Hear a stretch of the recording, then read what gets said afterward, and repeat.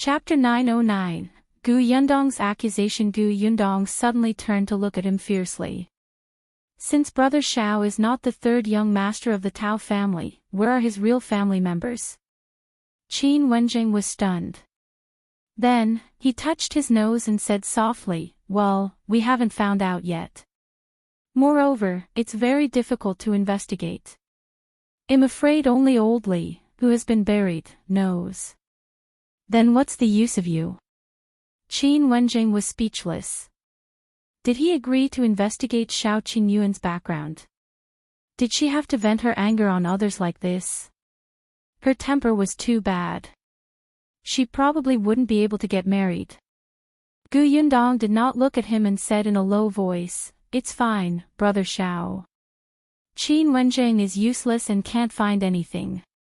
We'll find your family ourselves. We'll definitely find them." Xiao Qinyuan shook his head. "It doesn't matter. It doesn't matter to me whether I know my family or not. I have you now. It's enough." He suddenly felt a sense of relief. That sense of relief disappeared because Tao Feng had found the real third young master Tao. He was not a member of the Tao family. It was quite good. Gu Yundong looked up at him and saw that the smile at the corners of his eyes had become much brighter. She immediately smiled too. "No matter what, we have nothing to do with the Tao family. Whether the Tao family dies or not, you will be fine. Okay." Xiao Qinyuan lowered his head and touched her forehead with the corner of his mouth. "Qin Wenzheng, do the two of you think I'm dead? It's fine if you hugged each other, but you even kissed each other. It's immoral." He pointed at them with a trembling finger and said, "In public, and before the two of you are married, how can you?" Before he could finish speaking, the smile on Gu Yundong's face disappeared. She turned her head and looked at him sinisterly. "It's fine if you don't speak. But once you speak, I remember that I haven't settled the score with you." Gu Yundong let go of Xiao Qinyuan and sneered. "You knew about this long ago, right? You actually kept it a secret. You sinister, cunning, and evil person. Hey, you have to speak with your conscience. How am I a villain? I just found out about this today. You came over early this morning. I wanted to tell you, but I was so shocked by your good news that I forgot." "Bullshit. Don't say dirty, you knew more than a month ago." Qin Wenzheng's eyes widened slightly. "Damn it, you even guessed this." Gu Yundong smiled insincerely. "More than a month ago, you told Brother Zhou that although the Tao family's waters are deep, you can guarantee that Brother Zhou will be safe and sound. How could be so sure that the Emperor will not really implicate Brother Zhou? Now that I think about it, isn't that guaranteed? Brother Zhou is not a member of the Tao family. Whether the Tao family's waters are deep or not, it has nothing to do with Brother Zhou, right? Qin Wenzheng, that's why I said that it's not good to fool someone smart." I was exposed in an instant. A trace of embarrassment flashed across his face. He said awkwardly, "I couldn't say too much at that time. I think you're obviously doing this on purpose to cheat us of the cowpox vaccination method, right? You know that Brother Zhou and I are looking for a way out, and you're trying to squeeze out our last value, right?" Gu Yundong's accusations became more and more serious. Xiao Qinyuan's eyes suddenly turned sharp as he looked at Qin Wenzheng with an unfriendly gaze. Qin Wenzheng's eyes widened. This was a huge crime. What did she mean by squeezing them dry? He was just hoping that the two of them would be able to think of a great contribution. But in her mouth, he had actually become a heinous sinner. "If you find any errors, ads pop up, ads redirect, broken links, non-standard content, etc., please let us know to report so we can fix it as soon as possible." Chapter 910, Then I'll beat you stupid, you can eat whatever you want, but you can't spout nonsense. Qin Wenzheng quickly explained, "I was just curious about how capable you are. The facts have proven that you're indeed powerful. Flattery won't help. Give us back the cowpox vaccination method. We won't give it to you anymore. Qin Wenzheng was speechless. Do you think this is children playing house? How can you take it back? Yundong, that's where you're wrong. The cowpox vaccination method is a good thing for the country and the people. Do you know how many people it can save if it's made public? This is a good deed, merit, and a huge matter that saves lives. How can you take it back? Besides, Xiao Qingyuan has already told me. I'll remember it in my mind. How can you take it back? When he said the last sentence, he was even a little proud. A genius was indeed a genius. He remembered everything Xiao Qingyuan had told him clearly. Gu Yundong gritted her teeth in hatred. It was not that she was unwilling to give Qin Wenzheng this thing. She was angry that Qin Wenzheng had known about it long ago but did not tell them. Did he know how long they had been on tenterhooks? This bastard, you've memorized it, haven't you? Then I'll beat you silly and see how you'll remember it. As Gu Yundong spoke, she grabbed the brush on the desk and threw it at him. Qin Wenzheng hurriedly stood up and took a few steps back. However, Gu Yundong refused to give up. She grabbed the book on the table and threw it at him. Qin Wenzheng cried out in heartache, "You can't throw this away. This is the only copy. Hey, this is a purple brush. It's very expensive. That's a painting I've been working on for 2 days. Don't." Xiao Qingyuan, stop her. As expected, she wanted to beat him silly and destroy the things that he loved the most. Wouldn't he be so angry that his head hurt and he would go silly? Xiao Qingyuan saw that Qin Wenzheng was calling him. He paused for a moment and silently walked to the side. He brought over a canvas bucket filled with many paintings and handed it to Gu Yundong. "There's more here. Smash him." Qin Wenzheng widened his eyes. "Xiao Qingyuan, you're helping the evildoer. You deserve this." Qin Wenzheng was speechless. He wanted to save his paintings, but Gu Yundong smashed them fiercely, so he could not go forward at all. His heart immediately ached. "Gu Yundong, calm down. I was wrong. I promise I won't hide it from you again. Don't smash it. It's broken." Qin Wenzheng's voice became sharper and sharper. Finally, it spread far away and was heard by the students who had already finished class and were resting in the lecture hall. Yunxu thought of how his eldest sister had also come to look for the teacher. Worried that something would happen to her, he hurriedly ran over. Seeing this, the others followed behind him. Soon, the sound got closer and closer, but it was very strange. It seemed to be the sound of the headmaster wailing like a ghost. The headmaster usually cared a lot about his image. How could such a situation happen? Yunxu became even more anxious and started shouting from afar, "Big sister, teacher, big sister." Gu Yundong immediately stopped. Then, she flipped her hair and looked like a lady as if nothing had happened.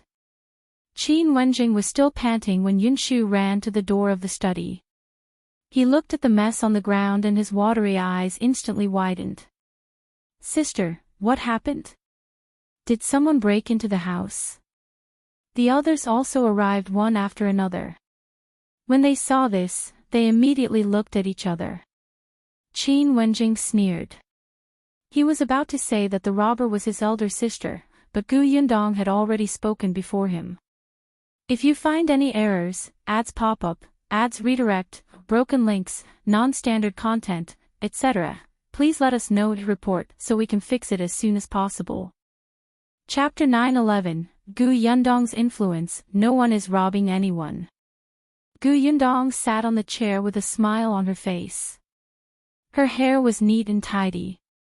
She waved at Gu Yunxu.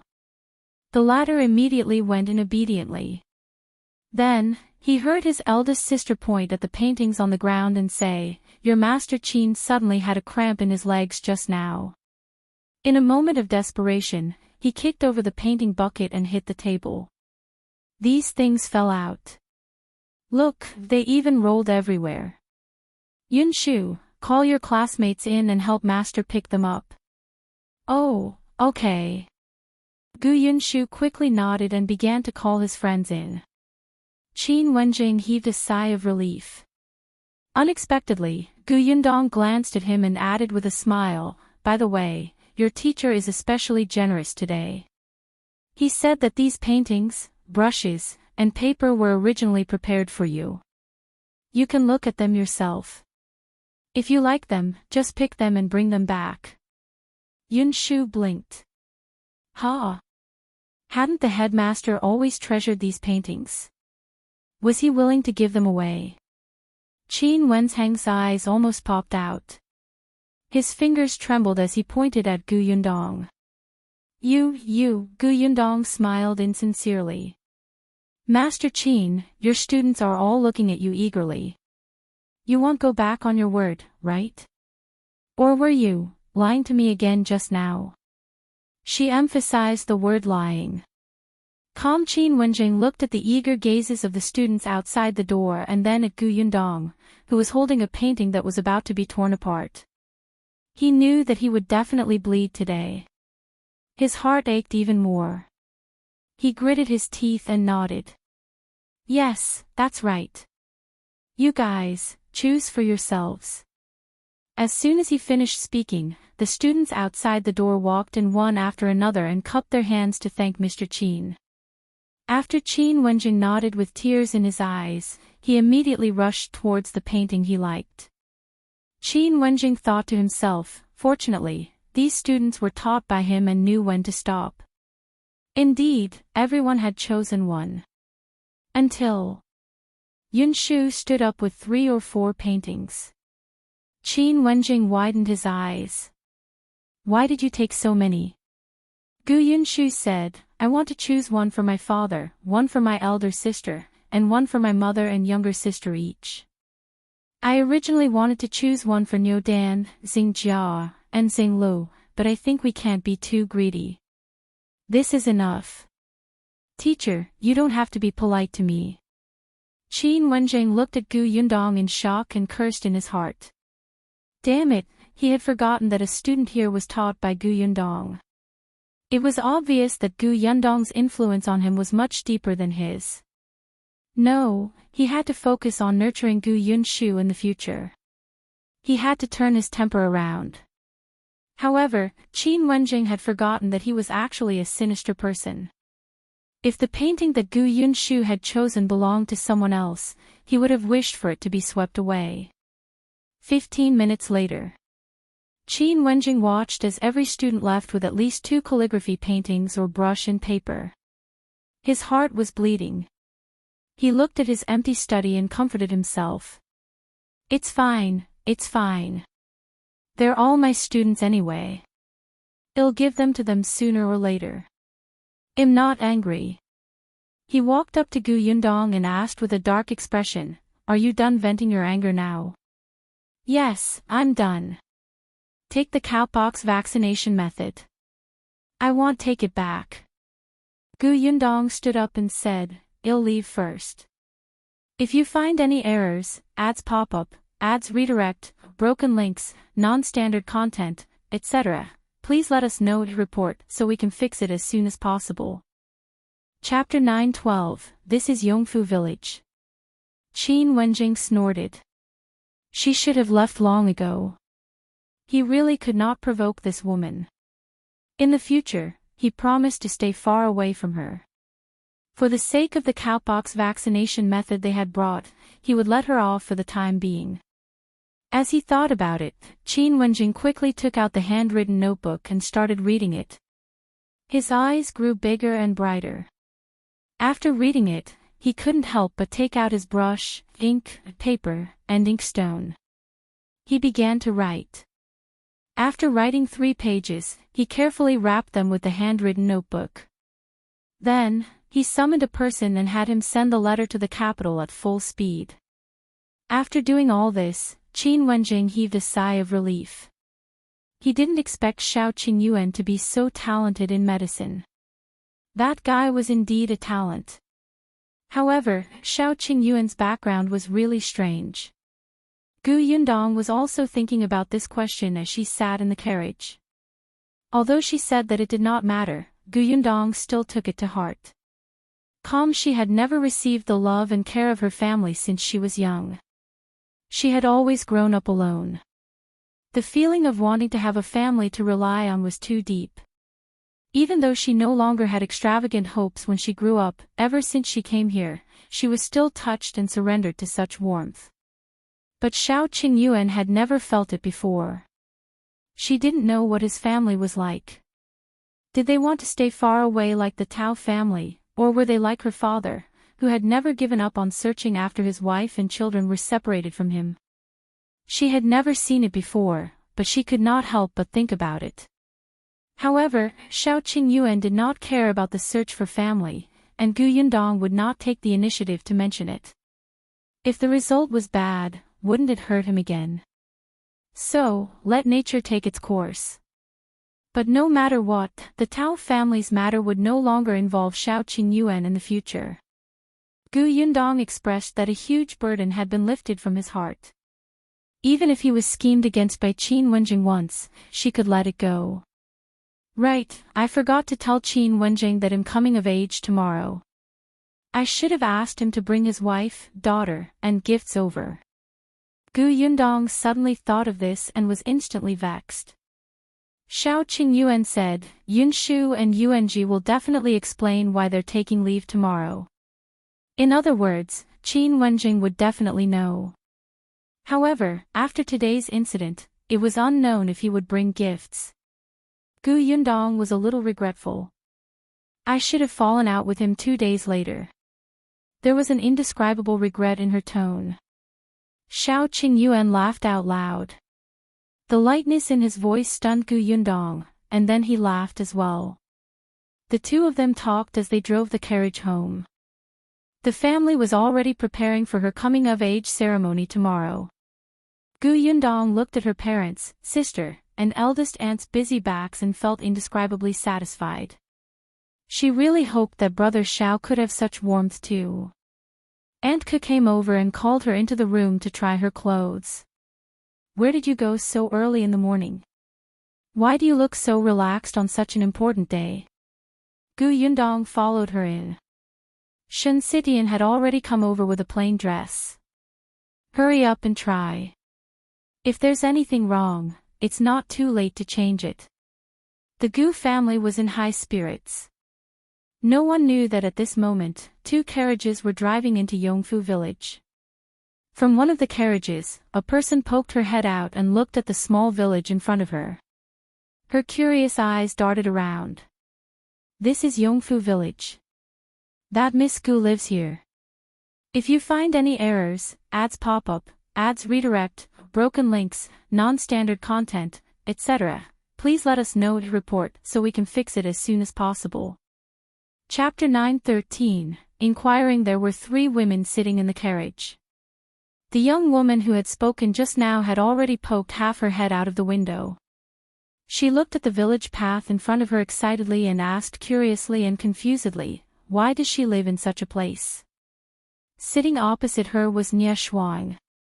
She pulled her back to prevent her from falling out of the car window. Bao Lingyue, you have to be careful. This road is not smooth and it's different from the prefectural city. If you fall out, you might end up with a mouthful of cow dung. It was so disgusting. Bao Lingyue spat twice and turned her head to ask, aren't you curious about what kind of village Miss Gu is in? I'm curious, but I'm not in a hurry. After Sister Yundong's coming-of-age ceremony, I'll get her to show me around the village. It's better than you looking around aimlessly. What can you tell? You're getting better at bragging. Didn't you say that your sister Yundong is very busy every day? How could she have the time to bring you around the village? Nie Shuang snorted softly and was a little proud. Who asked me to be Sister Yundong's good friend? You don't understand. She treats her friends with sincerity. Bao Lingyue rolled her eyes inelegantly. Calm Madame Dai, who was sitting in the middle, shook her head and laughed. All right, stop bickering. We still don't know where Yundong's house is. Let's ask our fellow villagers first. I'll ask. Bao Lingyue immediately lifted the curtain and her gaze swept across the area outside. Finally, her gaze fell on a simple-looking woman. She waved her hand and called out warmly, Auntie, can I ask you something? Jin Yuexiang saw 2 carriages entering the village and was curious to see if they were here to look for the Gu family again. In the end, they did not expect the carriage to not go to the Gu family. They were instantly happy. Hearing her call, she quickly raised her head and said with a smile, Miss, you're from the city, right? Io, looking at your aura, you're obviously a young lady from a rich family. This is a true daughter of a wealthy family. You're much better than those pretentious people. Bao Lingyue. She just wanted to ask a question, but she was suddenly flattered. This made her panic. What should she do? Bao Lingyue had always been a friendly person, but in front of Jin Yuexiang, it seemed that she could not get familiar with her. Nie Shuang leaned over and asked with a smile, Aunt, we want to know how to get to the Gu residence, or Gu Yundong's place. Jin Yuexiang's face darkened when she heard Gu Yundong's name. She snorted and turned to leave. They were actually here to look for Gu Yundong again. They were just lost. What kind of luck did that brat have? Most of the carriages coming and going in the village were here to look for her. Were these rich families blind? Nie Shuang and Bao Lingyue looked at each other. What was going on? Did they say something they shouldn't have? However, Jin Yuexiang quickly turned back and tried her best to squeeze out a smile. She pointed at the foot of the mountain and said, The Gu family is there. It's at the foot of the mountain. It's easy to recognize. You'll know at a glance. With that, she hurried away. Nie Shuang and Bao Lingyue's brows furrowed even more tightly. The 2 of them sat back in the carriage and said, This woman looked very unhappy just now, as if Sister Yundong had a grudge against her. Yes, yes, yes. I think so too. Don't tell me she deliberately pointed us the wrong way. If you find any errors, ads pop up, ads redirect, broken links, non-standard content, etc., please let us know to report so we can fix it as soon as possible. Chapter 9:14, A man and a woman. The more Bao Lingyue thought about it, the more likely it seemed. Look, she was just about to leave when she suddenly changed her mind and pointed out the way without saying a word. It looks like she has some bad intentions. Yes, that makes sense. Nie Shuang nodded. Besides, it's not like Sister Yundong doesn't have money at home. Why would she live at the foot of the mountain? I heard that there are many wild beasts in the 9 Tigers Mountain. If some tigers, bears, and wild boars run out of the mountain, wouldn't the families at the foot of the mountain be the first to suffer? Sister Yundong still has younger siblings. How can she live there? That woman lied to us. She pointed us in the opposite direction. The 2 of them nodded heavily and finally looked at the silent Madame Dai. The latter also felt that. It made sense. Hence, Nie Shuang decided, then let's walk to the middle of the village. We'll ask the other villagers when we meet them. Okay. The 2 of them stuck their heads out and asked the coachman to continue riding towards the center of the village. This Yongfu village is good, but the road is too difficult to walk. Calm, why don't we take the main road? Well, detour out and head for the wider road. We can't. What if we go the wrong way? We won't go the wrong way. Believe me, my intuition is very accurate. Besides, think about it. The Gu family has carriages going back and forth every day. It's not convenient to take the small road. They'll definitely go to the main road. That might not be the case. If the carriage can't pass, you can get down and walk. Madame Dais had hurt from the 2 of them arguing. Seeing that they were all leaning over to look out, she said angrily, I think what you said makes sense. Why don't we stop asking for directions and see who can convince who? Let's follow what she says. Nie Shuang was taken aback and her eyes suddenly lit up. That makes sense. Lingyue, let's not ask for directions. Come down and look for it yourself. Let's see who finds Sister Yundong's house first. ID like that. Madame Dai was speechless. The two of them alighted from the carriage, each with a maidservant behind them. Then, they walked in the direction they had chosen. Madame Dai wanted to take back her words, but when she saw that the two of them had already sped away, she choked on her words and could not say anything. She sat in the carriage and did not move. Afraid that something would happen to the two of them in this unfamiliar place, she hurriedly asked the two servants in the carriage behind to follow. She quickly saw another woman and asked for the direction of the Gu family. When she found out that the Gu family was indeed at the foot of the mountain, she could not help but feel vexed. So that woman had not lied to them. Of course, Jin Yuexiang wanted to lie to them, but her son, Hu Liang, was still lying on the bed half dead. He had been beaten up by the Peng family. The people in these two carriages were obviously rich and noble. If they knew that she had lied to them and broke her legs later, how could she live?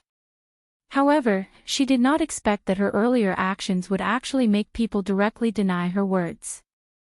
She was very wronged. Madame Dai laughed. After thinking for a moment, she decided to go to the Gu residence first. When the time came, she would ask Yundong to send 2 people to look for the 2 girls. After all, she was not familiar with this place. She did not want to add to Yundong's trouble. At this moment, Nie Shuang and Bao Lingyue were using different methods to reach the same destination. Although they had taken 2 different paths, in the end, they both stopped at the entrance of the same house. However, there was a man and a woman standing at the door of this house. From the looks of it, they seemed to be husband and wife. They were even holding gift boxes. Nie Shuang and Bao Lingyue looked at each other. This was the Gu family's house, so it was definitely not wrong.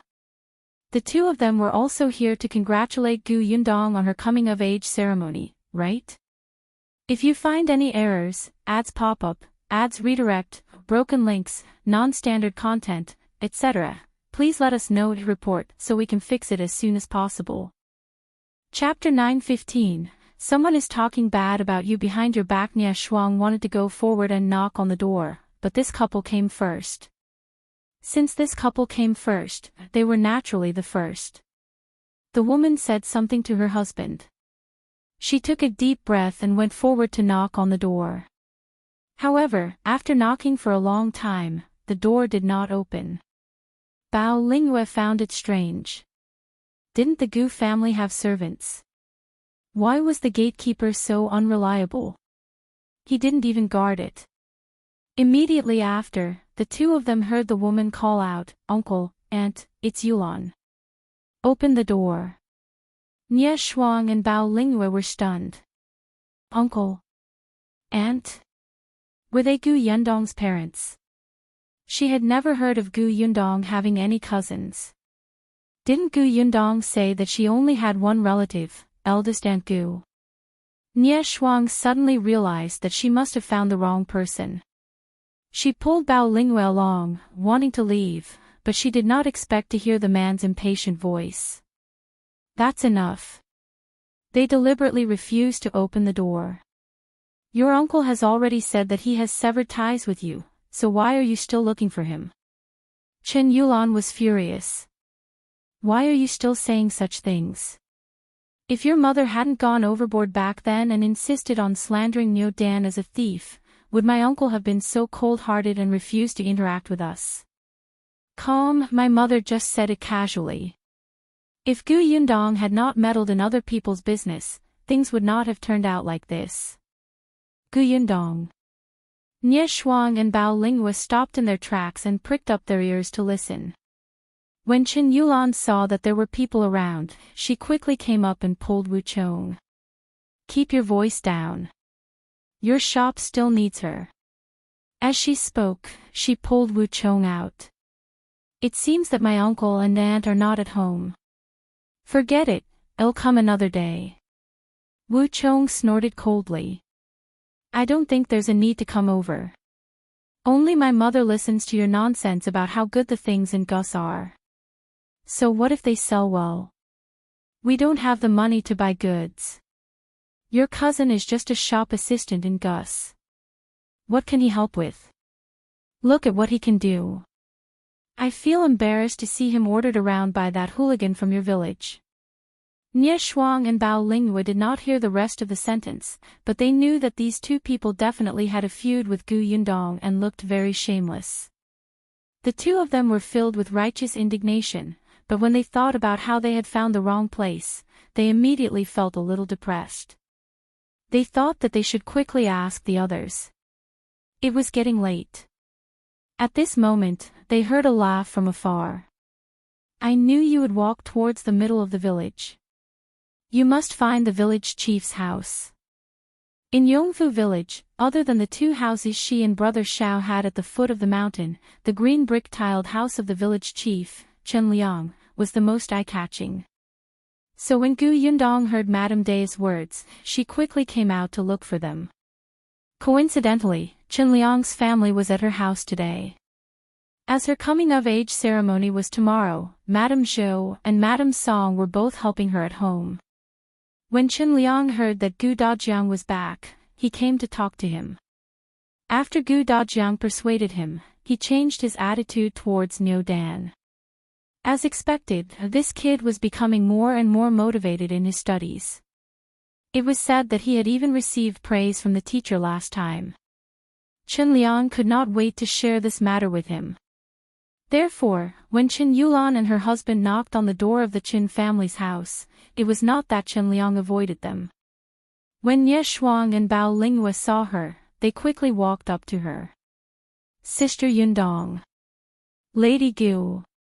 Gu Yundong was rather curious as to why Bao Lingyue had come, but before she could ask, Bao Lingyue spoke first.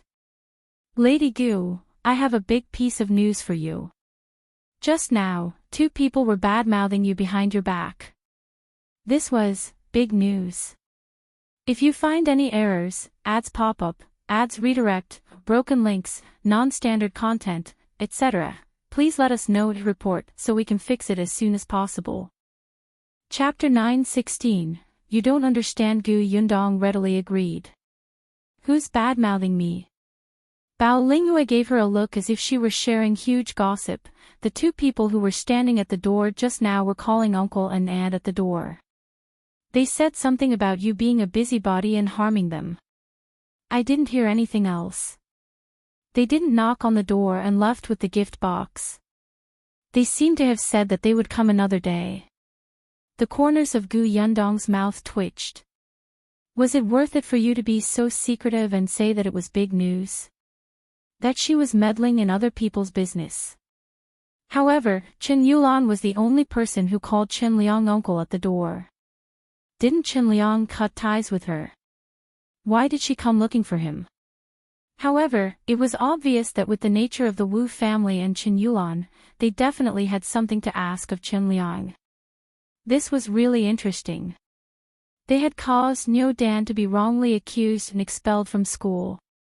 He had been pointed at as a thief and his reputation had almost been ruined. Now, they still had the cheek to come to his door. Nie Shuang quickly said, "Sister Yundong, will they find trouble with you?" "No," Gu Yundong said. "I know who they are. Don't worry, they're just two thick-skinned people." Calm Nie Shuang was relieved when she heard this and did not dwell on this matter. She only asked curiously, "Sister Yundong, is this really not your house? Then is your house really at the foot of the mountain?" Gu Yundong nodded. "Indeed. Why was it built at the foot of the mountain? Didn't they say that it was more dangerous there?" "Well, the reason is a little complicated. When we first fled to Yongfu village, there was only one foundation we could choose. In addition, it was quiet and the environment was quite good. It's not dangerous. There are very few wild beasts on Nine Tigers Mountain. They won't go down the mountain easily. Even if they went down the mountain, her house was much sturdier and safer than the other houses in the village. Bao Lingyue suddenly turned to look at her in surprise.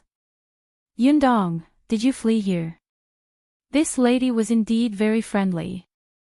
She had changed from Miss Gu to Yundong. Nie Shuang was unhappy when she heard that. Why are you so surprised? Could it be that you looked down on Sister Yundong because she fled here? Of course not. Bao Lingyue quickly shook her head. I'm just shocked. Fleeing to Yongfu village from the famine, wasn't that just last year? It's only been a little more than a year and he already has a workshop and a huge new tea pavilion. Isn't that too amazing? Nie Shuang was very proud. Of course. This is my sister Yundong. Gu Yundong was modest. I was lucky. Come on, praise me again. Don't stand on ceremony. The three of them arrived at the foot of the mountain as they spoke. Looking at the two identical green brick houses, Nie Shuang and Bao Lingyue's mouths were agape. It turned out that the woman had not lied to them. As long as they reached the foot of the mountain, they would be able to recognize Gu Yundong's house at a glance. This house was big and beautiful. It was much better than the previous house. Gu Yundong did not understand their expressions. Although this house is very beautiful, it's not to that extent, right? The Nie family's and Bao family's houses are bigger than both houses. There are carved trees, painted buildings, fake mountains, and lotus ponds. They're much better than this. You don't understand. You don't understand. The two of them shook their heads in unison. The main reason was that this house was in the village and was surrounded by low mud houses. Suddenly, two identical houses stood in front of them. The visual shock was completely different. Moreover, this house looked different from ordinary green brick houses.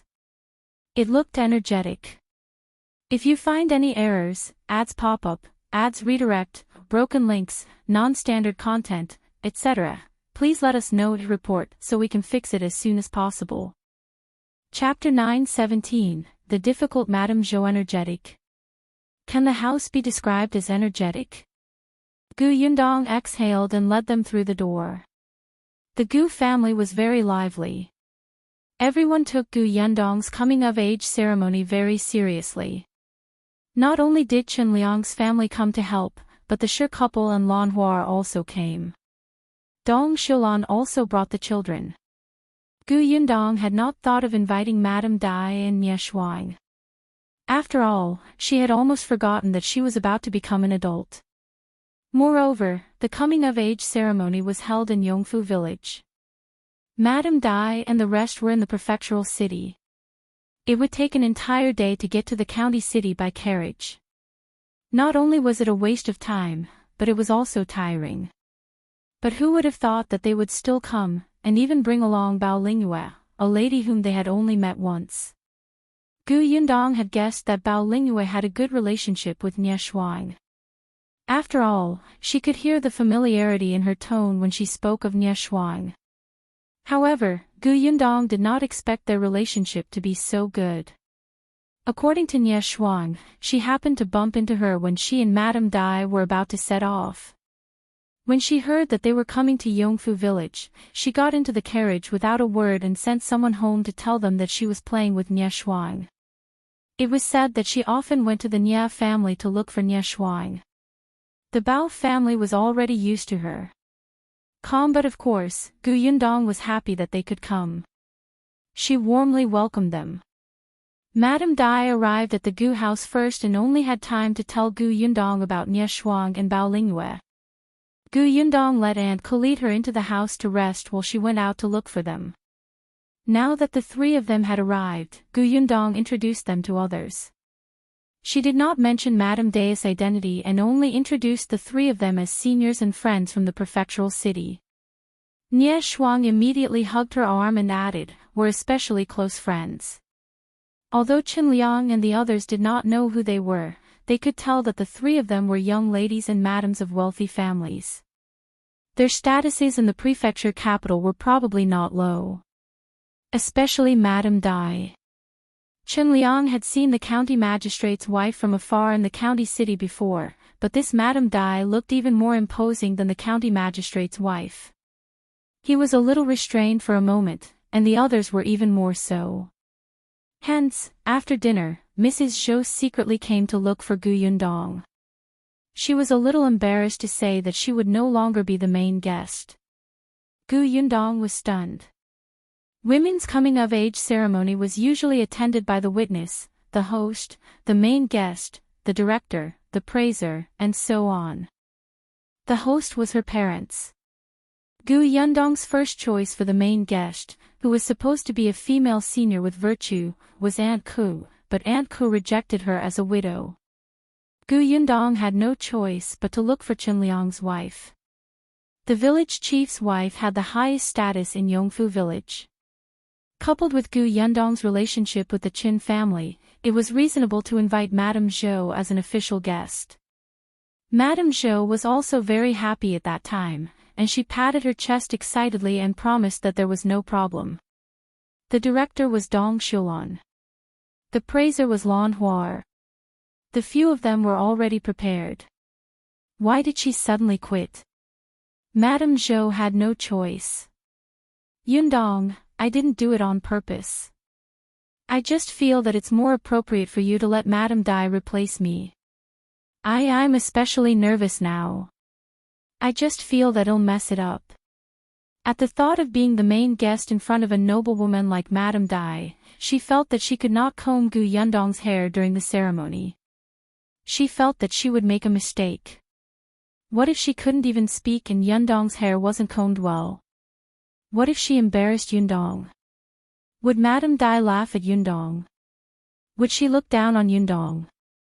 If you find any errors, ads pop up, ads redirect, broken links, non-standard content, etc., please let us know to report so we can fix it as soon as possible. Chapter 9:18, Qin Wenzheng's name is familiar furthermore. Chen Liang even told her, I guess this Madame Dai might be the wife of an official. I was talking to Da Jiang just now. When Da Jiang saw Madame Dai enter, his expression changed. It was as if he respected her very much. The wife of an official. Madame Zhou felt terrible. She was the village chief's wife and could be considered an official's wife in the village. However, how could an official's wife like her, who wasn't even proper, compare to the official's wife from the prefectural city? Her legs went weak. She would definitely not be able to speak tomorrow. She would definitely lose face. Not only would she lose face for Gu Yundong, but she would also lose face for the village chief, Chen Liang. At the thought of this, Madame Zhou could not calm down at all. The pressure was inexplicably great. Gu Yundong did not know whether to laugh or cry. What should she do? How could she change the main guest just like that? This had been confirmed long ago and everyone knew about it. Calm but facing Madame Zhou's pitiful gaze, Gu Yundong was momentarily speechless. Aunt Ku heard the commotion and thought that nothing should happen during the coming-of-age ceremony tomorrow. Otherwise, it would not be good for Gu Yundong. Hence, she agreed.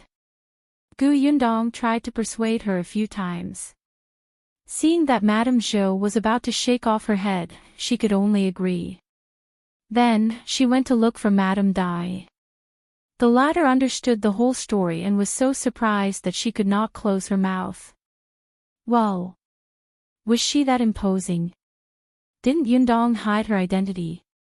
How could she have known that Chen Liang would make such a guess after seeing her? Unfortunately, he had even told Madame Zhou. However, Madame Dai had been the main guest a few times. She was not unfamiliar with this kind of thing, so there was naturally no problem, and she agreed.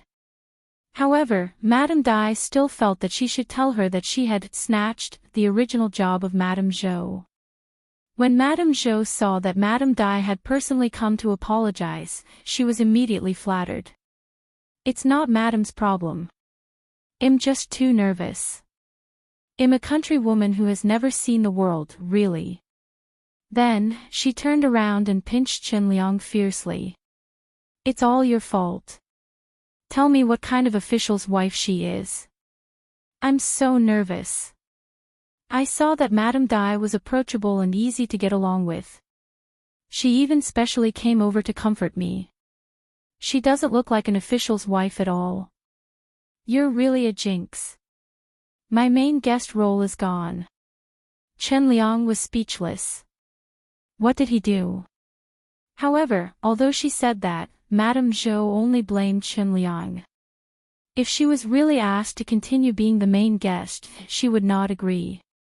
Fortunately, other than Madame Zhou, nothing happened to Dong Xiulan and Lan Huar. Although Nie Shuang really wanted to be the praiser, she was too embarrassed to snatch it since the candidate had already been confirmed. The next day was Gu Yundong's coming-of-age ceremony. Xiao Qingyuan was the happiest among them. His girlfriend was coming of age and was one step closer to their marriage. He looked at the hairpin on the tray and felt even more satisfied. He had chosen this hairpin. Contrary to Xiao Qingyuan, Gu Dajiang was the most reluctant one. His daughter had grown up and was one step away from him. Soon, she might be married. At the thought of this, he couldn't help but glare at Xiao Qingyuan. His girl had been stolen by this pig. He was so angry, but he still had to maintain a smile. After all, as the host, he had to welcome guests. Early in the morning, many people came to the Gu family to watch the ceremony. Most of them were from the village and it was very lively. Nie Shuang and Bao Lingyue had learned a lot. So this was what the village's coming-of-age ceremony was like. Qin Wenzheng arrived at midnight and stepped into the door with his wife and daughter. Nie Shuang and Bao Lingyue, who were standing at the door, were stunned when they heard Qin Wenzheng's name. Why did this name sound a little familiar? If you find any errors, ads pop up, ads redirect, broken links, non-standard content, etc., please let us know to report so we can fix it as soon as possible. Chapter 919, Qin Wenzheng was allegedly killed. Qin Wenzheng. Nie Shuang and Bao Lingyue looked at each other and rubbed their eyes hard. Qin Wenzheng. Wasn't he the young genius? The one who got the top scholar title at the age of 18. Is it him? That's right, that's right. My big brother really admires him. It's a pity that I heard that he suddenly resigned a few years ago and went missing. But there were also people who said that he was actually, Bao Lingyue lowered her voice. They said that he had actually been harmed. Is it true? It's true. When my elder brother heard the news, he was very sad. I was also very sad. I could not believe the truth. After a long time, I reluctantly accepted it. The heavens are really jealous of geniuses. Bao Lingyue sighed faintly.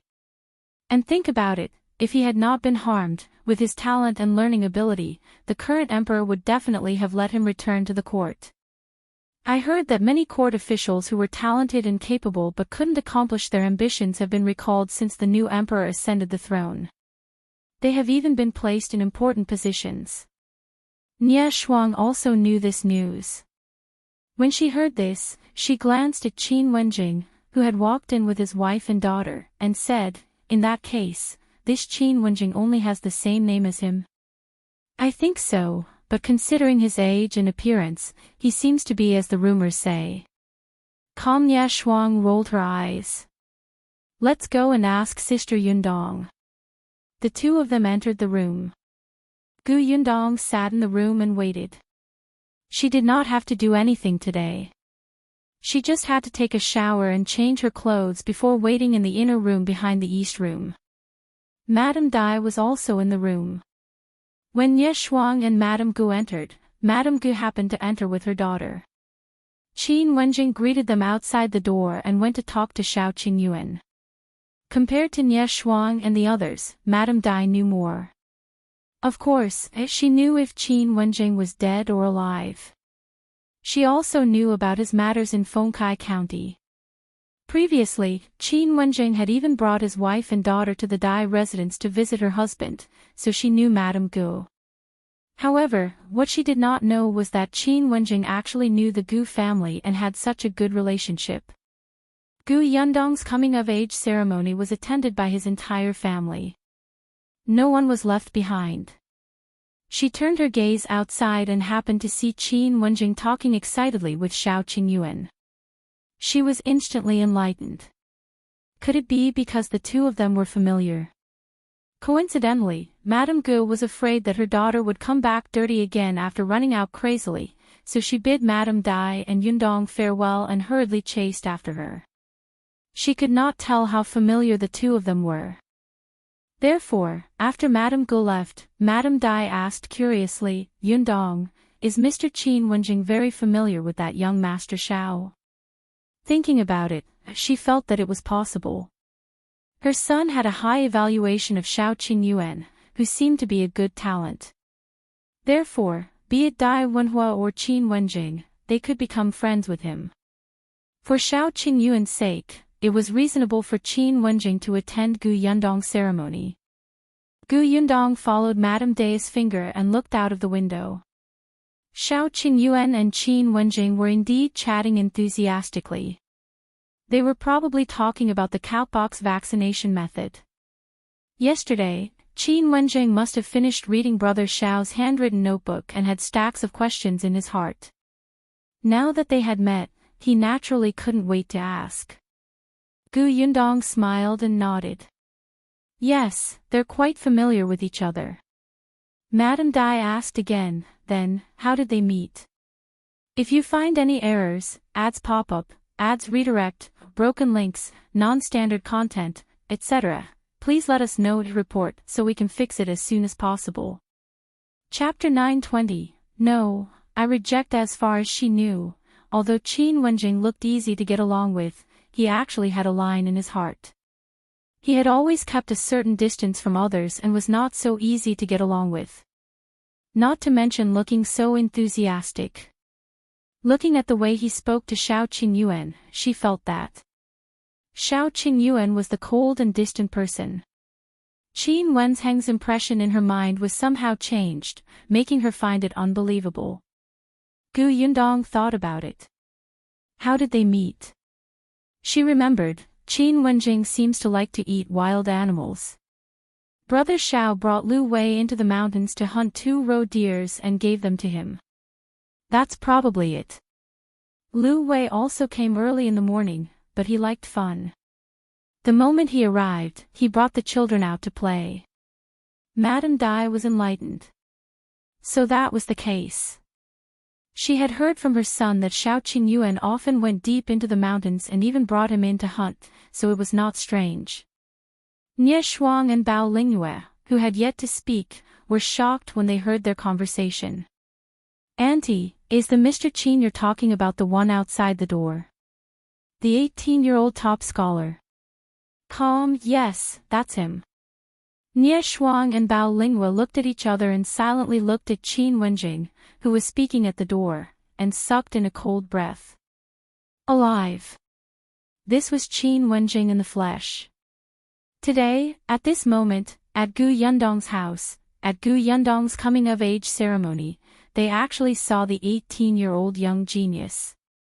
Excitement, thrill, and an uncontrollable urge to go forward.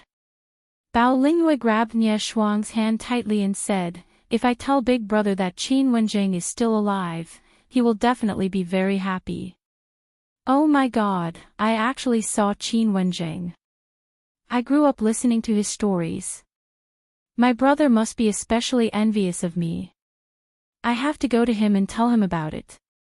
Me too, me too. I feel like I'm dreaming now. What should I do? I want to go up and talk to him, but isn't this too presumptuous? I don't think so.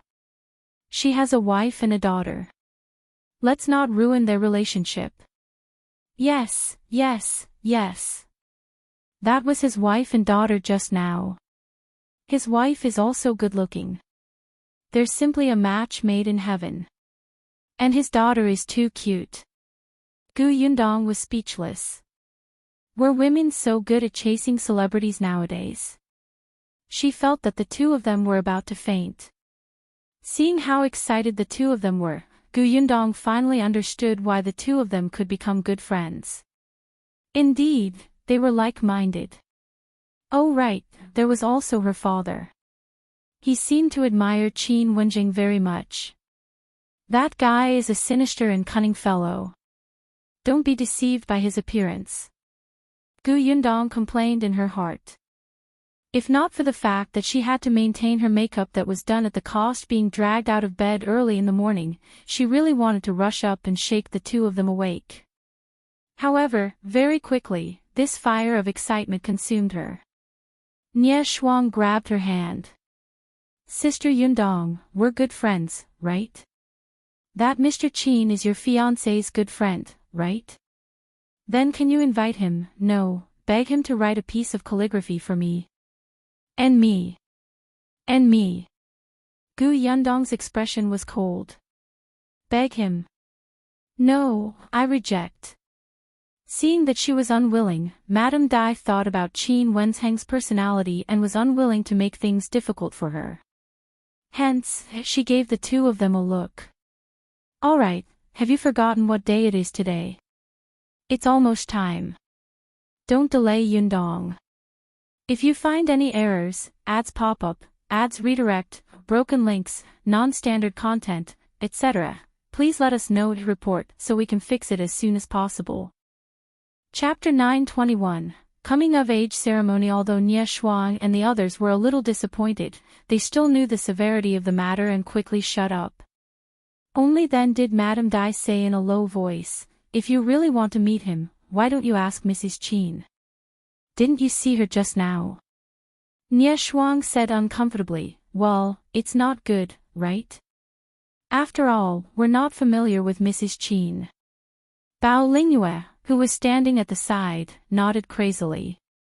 Although she was a friendly person, Mrs. Qin was Mr. Qin's wife. She felt that this was too abrupt.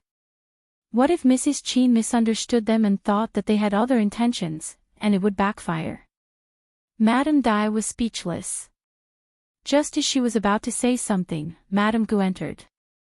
Behind her were Gu Yunke and Qin Anning. The two young girls held hands and had lollipops in their hands. They ran happily to Gu Yundong. Wow, big sis, you're really good-looking today. You're the best. Gu Yundong pinched her little face. You guys look good too. Sister Yundong, Aunt Ku said that it's time and asked us to inform you. Madame Dai stood up and said, that's right, that's right. It's time to go out. Nie Shuang, Lingyue, don't just stand here. The coming-of-age ceremony has begun. Everyone quickly got up and went to their positions. When it was time, Gu Dajiang coughed lightly and said nervously, today, my daughter, Gu Yundong, will hold her coming-of-age ceremony. Thank you for coming. Now, my daughter, Gu Yundong, will officially begin her coming-of-age ceremony. As soon as he finished speaking, he felt a lump in his throat. His daughter had really grown up. He thought back to when she was just born. Because of an accident, she was born prematurely and almost couldn't be saved. He didn't expect her to grow up in the blink of an eye. Gu Dajiang couldn't help but secretly exhale. Soon, Lan Hua walked forward, washed her hands, and took her place on the west step. Then, Gu Yundong walked out and faced the south. She bowed to the guests and knelt on the witness seat. Then, Madame Dai got up and washed her hands. Dong Xiulan presented her with a handkerchief and a hairpin. Madame Dai walked to Gu Yundong and recited a congratulatory speech. Then, she combed Gu Yundong's hair and put the hairpin on it. After that, the ritual repeated 3 times. After the entire process, even Gu Yundong felt extremely tired. Aunt Ko was the one who arranged the coming-of-age ceremony. If it was a farmer's family, there would not be so many rules. But Aunt Ko felt that Gu Yundong's future would be limitless and she would soar into the sky. Naturally, her coming-of-age ceremony had to be grand. Be it Gu Dajiang or eldest Aunt Gu, they both agreed with this. For a woman, her coming-of-age ceremony was a very important day. If the conditions allowed, she naturally could not treat it casually. After the ceremony, Gu Yundong finally heaved a sigh of relief. Then, she sent the guests off with Gu Dajiang and Madame Yang. When most of them had left, she returned to her room. After resting for a while, she changed into a simple dress again. Just as she was about to go out, a few familiar voices came from outside. She focused slightly and quickly distinguished the voices. This was Nie Shuang and Bao Linghua talking. However, the two of them only passed by Gu Yundong's room and quickly left. Hearing them mention Qin Wenjing again, Gu Yundong raised her eyebrows. Could it be that they were really going to ask Qin Wenjing for his calligraphy? She couldn't help but laugh. Go for it, fangirls. If you find any errors, ads pop up, ads redirect, broken links, non-standard content, etc., please let us know to report so we can fix it as soon as possible. Chapter 922. Don't do such a demeaning thing. However, while the fangirls were excited and their eyes were filled with desire, they did not dare to go forward and talk to Qin Wenjing, let alone ask him for calligraphy or paintings. The two of them could only hide in a corner and look in Qin Wenzheng's direction, muttering softly. When Lu Wei came over, he happened to see them putting their heads against each other, looking sneaky. Could these two people be plotting something? Were they trying to do something bad during Gu Yundong's coming-of-age ceremony? Lu Wei recalled the last time he went to the Wang family's banquet with his elder sister. Those women had put on a big show that made him gasp in amazement. He completely understood what it meant to scheme. His sister had told him that these women from the big families fought all day long and liked to make a fuss on such big days. Wasn't today Gu Yundong's big day? These two women said that they were Gu Yundong's friends, but he knew that Gu Yundong had never invited them. They had come uninvited. Lu Wei's expression instantly became serious. He quietly leaned toward them and listened. Then, he heard their nervous and suppressed voices. Calm, Master Qin is indeed a talented man. No wonder the late emperor wanted him to be a royal prince. Ah, I want to ask him for a piece of calligraphy. Really, I only want one. I have no regrets in this life. I don't dare to go forward. I don't dare either. It's not easy for me to meet him in person. Why can't I take a step forward? Lu Wei understood and immediately came to a realization. He knew that Qin Wenjing was very popular, especially among women. It was said that when he was the top scholar and rode on a horse to travel the streets, more than half of the women in the capital had thrown flower handkerchiefs and pouches at him. They could even smash Qin Wenjing until his entire body was covered in bags. Unexpectedly, other than the capital, he even described as divine in cities where he had never been seen, making the women even crazier. The two people in front of him were. You want Qin Wenzheng's collection? Lu Wei's sudden voice caused Nie Shuang and Bao Linghua to be stunned for a moment before they turned their heads around. Nie Shuang naturally knew Lu Wei. The last time Gu Yundong's shop opened for business, Lu Wei drank a large cup of pearl milk tea and left a deep impression on her. Later on, they met twice in the prefecture capital's Jinqiu restaurant. Now that she heard this question, she immediately remembered. Previously, Sister Yundong had said that Qin Wenjing and Xiao Qinyuan knew each other. It seemed to be this young Master Lu who pulled the strings. In that case, Lu Wei was also very familiar with Mr. Qin. Nie Shuang quickly said, "Can you help us get to?" "Sure, just you wait." Lu Wei was very generous and agreed immediately. The two of them looked at him gratefully. Lu Wei tidied his hair and immediately walked towards Qin Wenjing.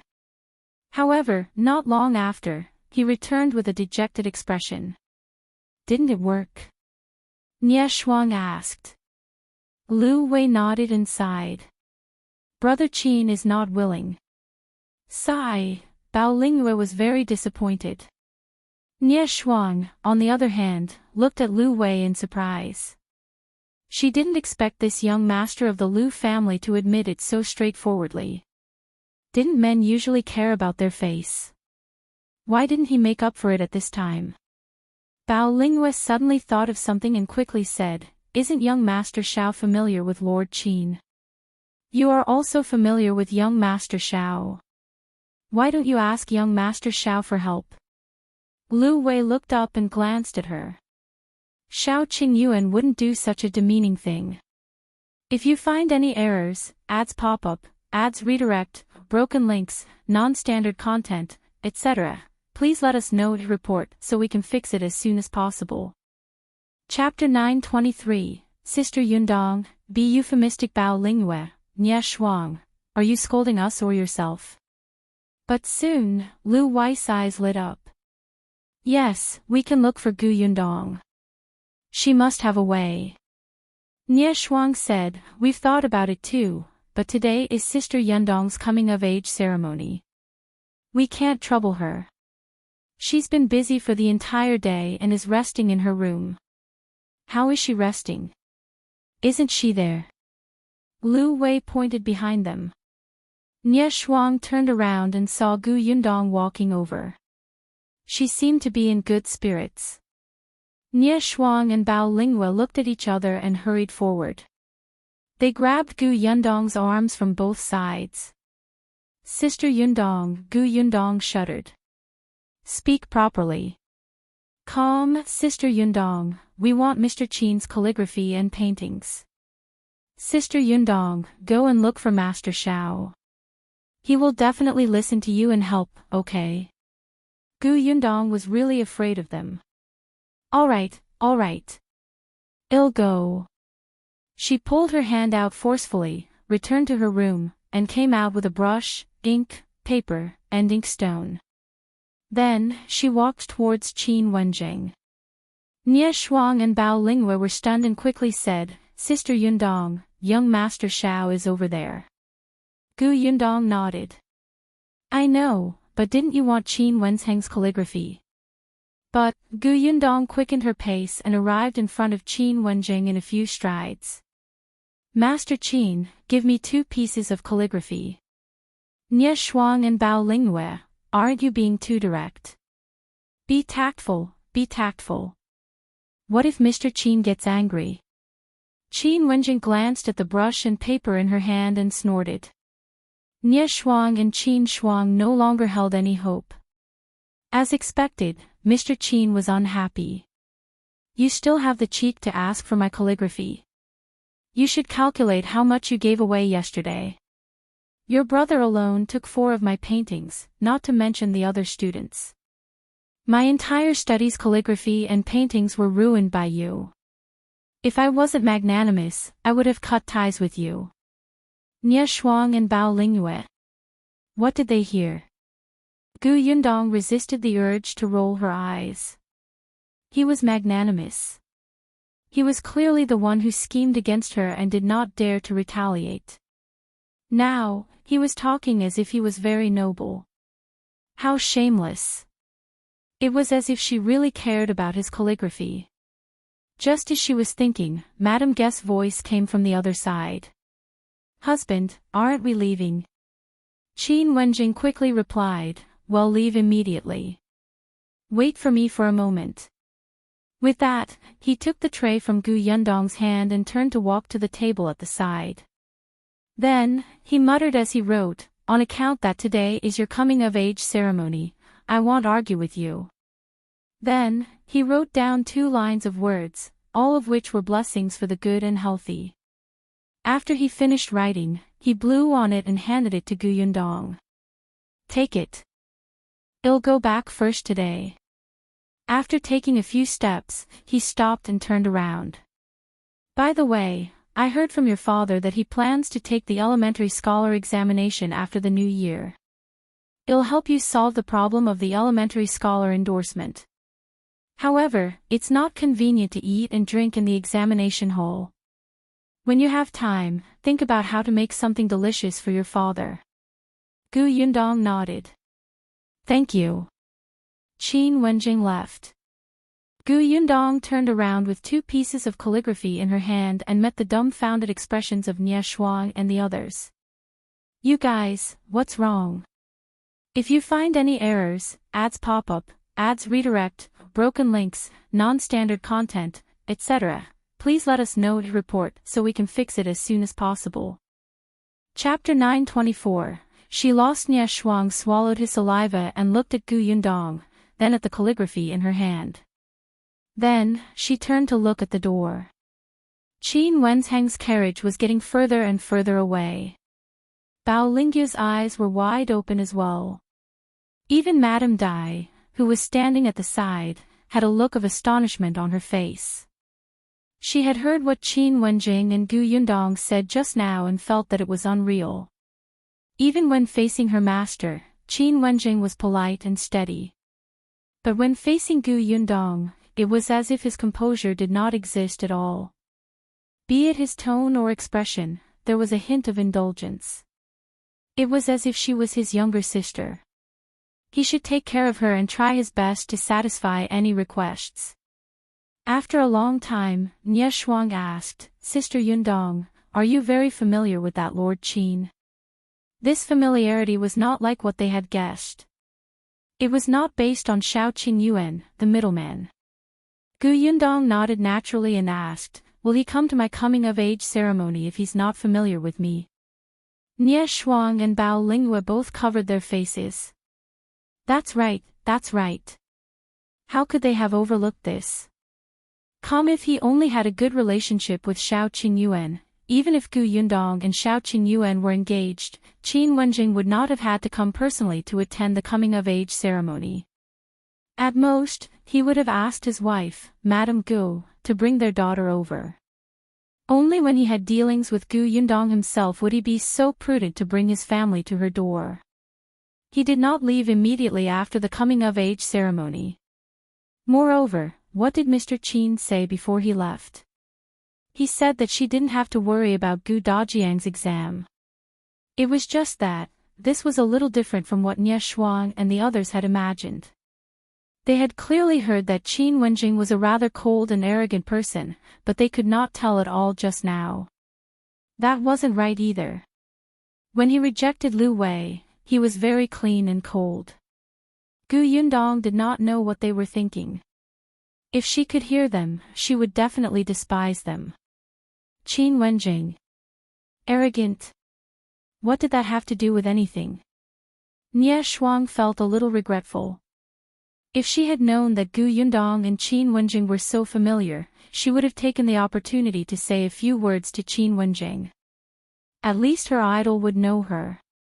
Bao Lingyue was still a little puzzled. Yundong, since you and Lord Qin are friends, then why did you two speak as if you were very resentful just now? Speaking of this, Gu Yundong started to hold a grudge. Because he just tricked me yesterday. Let me tell you, Qin Wenjing is indeed quite good-looking, but we can't judge people by their appearance. Some people are very. Before she could finish speaking, Nie Shuang suddenly exclaimed, he tricked you. Sister Yundong, you're already so smart, but Mr. Qin actually tricked you. As expected, a genius is indeed a genius. A man like Mr. Qin, who is not only handsome but also talented, is really rare in the world. That's right. He can trick Yundong. His brain is indeed very useful. Gu Yundong was speechless. Was that the main point? Was that it? Isn't your fan filter too strong? She wanted to say that Qin Wenjing was sinister and cunning. You two ignorant girls, don't be deceived by his appearance. In the end, you actually interpret sinister and cunning as talented and meticulous. She was the one who had lost. Goodbye.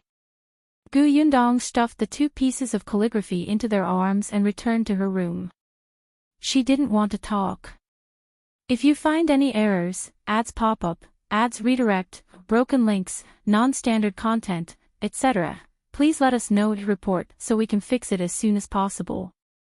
Chapter 925, Visit After the Coming-of-Age Ceremony. Gu Yundong felt much more relaxed. Nie Shuang and Bao Lingwe finally calmed down after being excited for a long time with Qin Wenzheng's calligraphy. They did not plan to leave yet and asked Gu Yundong to bring them around the village. They would rest for 2 days before returning to the prefectural city. It was the same for Madame Dai. It was rare for her to come out, and it was quite quiet in this countryside. For the past 2 days, she felt refreshed, especially when it came to what she wanted to eat. She could go to the backyard to pick it herself. This feeling of doing it personally made them feel exceptionally novel. As for Gu Dajiang, he didn't dare to slack off at all because he had to take the preparation scholar exam in February. Although he was confident and Qin Wenjing said that there was no problem, he was still crazily absorbing all kinds of knowledge. Therefore, he still had to return to the prefecture capital's Tianhai Academy. On the other hand, Madame Yang and Kiki stayed behind. It would be the new year in a month or so. There was no need to travel back and forth on such cold days. Gu Dajiang would have felt sorry for them. Therefore, on the morning of the second day of the coming-of-age ceremony, only Gu Dajiang, who was going to continue studying at Tianhai Academy, and Gu Dafeng, who was going back to take care of Bian Han, left the Gu family. Calm after the two of them left, Nie Shuang and Bao Lingwei held Gu Yundong's hand, wanting her to show them around. It was rare for them to come here, so Gu Yundong naturally had to play the role of a host. She brought them around the village. Actually, the villages were similar. However, because the lives of the people in Yongfu village were getting better and better, many houses had been renovated and looked much newer. As such, the village richer than the other villages. However, this road, after Nie Shuang almost sprained her ankle for the second time, she finally could not help but sigh. This road is a little bad. If only it was as flat as the road in the prefecture capital. She had almost stepped on dog excrement just now. Gu Yundong lowered her eyes and looked at the uneven road. She seemed to be in deep thought. Then, she brought the three of them to the workshop to take a look. Nie Shuang was very excited. Your workshop is interesting. It's actually divided into several areas. It's simple and clear. It looks clean. Gu Yundong was not worried that they would learn it after a rough tour. The method of jam and preserved fruits was not a secret. Many people knew it. Her shop's business was good because of the different ingredient. At least for now, no shop sold products made of white sugar like hers. However, Gu Yundong did not bring them to the area where the white sugar was produced. She only let them take a look at the finished product. However, Nie Shuang and Bao Lingwe were still extremely excited to see so much white sugar at once. Their eyes lit up and they almost pounced on it. Of course, they also had white sugar at home, but there was very little of it, unlike here, where there were piles of it. After visiting the workshop, the three of them were very satisfied. After staying in Yongfu village for 2 days, Nie Shuang and Bao Lingwei even wanted to enter the mountains, but were firmly rejected by Gu Yundong. What mountain? They could sprain their ankles just by walking along the village road, yet they dared to enter the mountains. She was probably going to carry them back. Nie Shuang pouted. I've climbed mountains before. Mountains with steps, right? Gu Yundong glanced at her. Nie Shuang was very disappointed that her wish was not fulfilled. However, she had already stayed here for a few days. It was indeed time to go back. The next morning, the three of them packed their bags and left Yongfu village happily with a lot of stuff that Gu Yundong had given them. Gu Yundong sent them to the village entrance. When she returned, she looked up and saw a messenger pigeon flying over her head. If you find any errors, ads pop up, ads redirect, broken links, non-standard content, etc., please let us know to report so we can fix it as soon as possible. Chapter 926, Rejected, Not Going a Messenger Pigeon. Gu Yundong raised her eyebrows and followed the messenger pigeon. As expected, it stopped outside Xiao Qingyuan's courtyard. She walked in directly. The messenger pigeon was indeed standing outside the courtyard. Mao was feeding it with the millet. When he saw Gu Yundong enter, he immediately greeted her. "Miss, are you here to look for young master?" "Young master is in the study." "Yes, I'll go in and take a look." Gu Yundong reached out to touch the messenger pigeon before continuing inside. Xiao Qingyuan had indeed just opened a letter from the pigeon's leg. There was a large number of words written in the letter. Most of them were praise for him, while the other half conveyed a message: let him go to the capital. This pigeon belonged to Dr. Song Dejiang. Xiao Qingyuan had never met Dr. Song, but they knew each other's existence. Gu Yundong had seen that Xiao Qingyuan was talented in medicine and had a photographic memory of the medical book that Dr. Song had given him. He developed a good medicine for internal injuries according to the medical book. After other medicines were successful, Gu Yundong wrote a letter to Song Dejiang and asked him to send several medical books. Later on, Xiao Qingyuan opened his own pharmacy. He directly contacted Song Dejiang about medicine. After a while, the two of them became familiar with each other. Gradually, Song Dejiang admired Xiao Qingyuan even more. This messenger pigeon was the way the two of them communicated. Recently, Xiao Qingyuan had been researching on the cowpox vaccination method to deal with smallpox. He had not told Song Dejiang about this before because Yundong had racked her brains to think of a way to make a contribution to the emperor.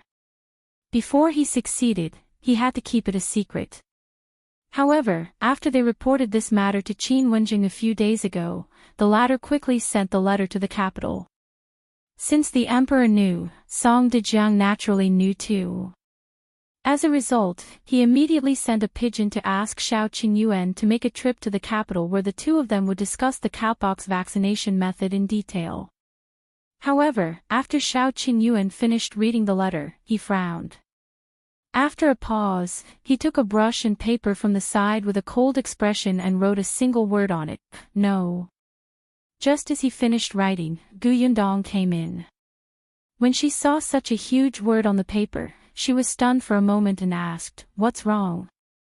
Xiao Qingyuan didn't hide it from her. "Song Dejiang asked me to go to the capital, but I rejected him. It would be the new year in a month or so. He was not willing to go to the capital at this time. It was so cold that he could not even make it back for the new year." After saying that, he folded the paper and compressed it into a small roll. Then, he asked Mao to bring the messenger pigeon in and stuffed the roll into the small bamboo tube tied to the messenger pigeon's leg. The paper was too big and it took some effort to stuff in. Gu Yundong silently turned her head. "Brother Xiao, you only wrote a single word. Actually, there was no need to use such a large piece of paper." "Really?" When Song Dejiang received such a thick scroll later, he would think that you had a lot to say. When he opened it and read it, he would definitely jump in anger. After stuffing the paper in, Xiao Qingyuan let go. Mao was about to go out when there was a sudden sound outside. The three people in the study turned around and saw another messenger pigeon on the windowsill, jumping. There was also a small bamboo tube tied to its leg. Gu Yundong and Xiao Qingyuan looked at each other. "This is still Dr. Song's messenger pigeon, right?" "Yeah." Mao quickly carried the messenger pigeon over and took out the note from the bamboo tube. "If you find any errors, ads pop up, ads redirect, broken links, non-standard content, etc., please let us know to report so we can fix it as soon as possible." Chapter 927, Advice. Xiao Qingyuan frowned. As expected, it was from Song Dejiang. As if he knew that Xiao Qingyuan would reject his previous letter, he went straight to the point. "Kid, the cowpox vaccination method is very important. It concerns the lives of the people in the world. You have to come to the capital. Even if you reject me now, someone will definitely come to invite you personally in a few days.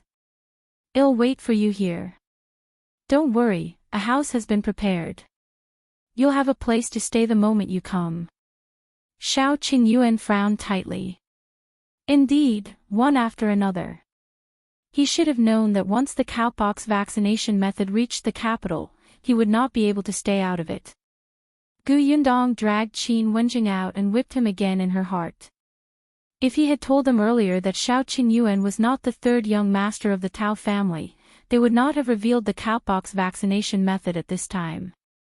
Perhaps when things became clearer, or when they had some ideas, they would send a pigeon to Song Dejiang and give him a headache.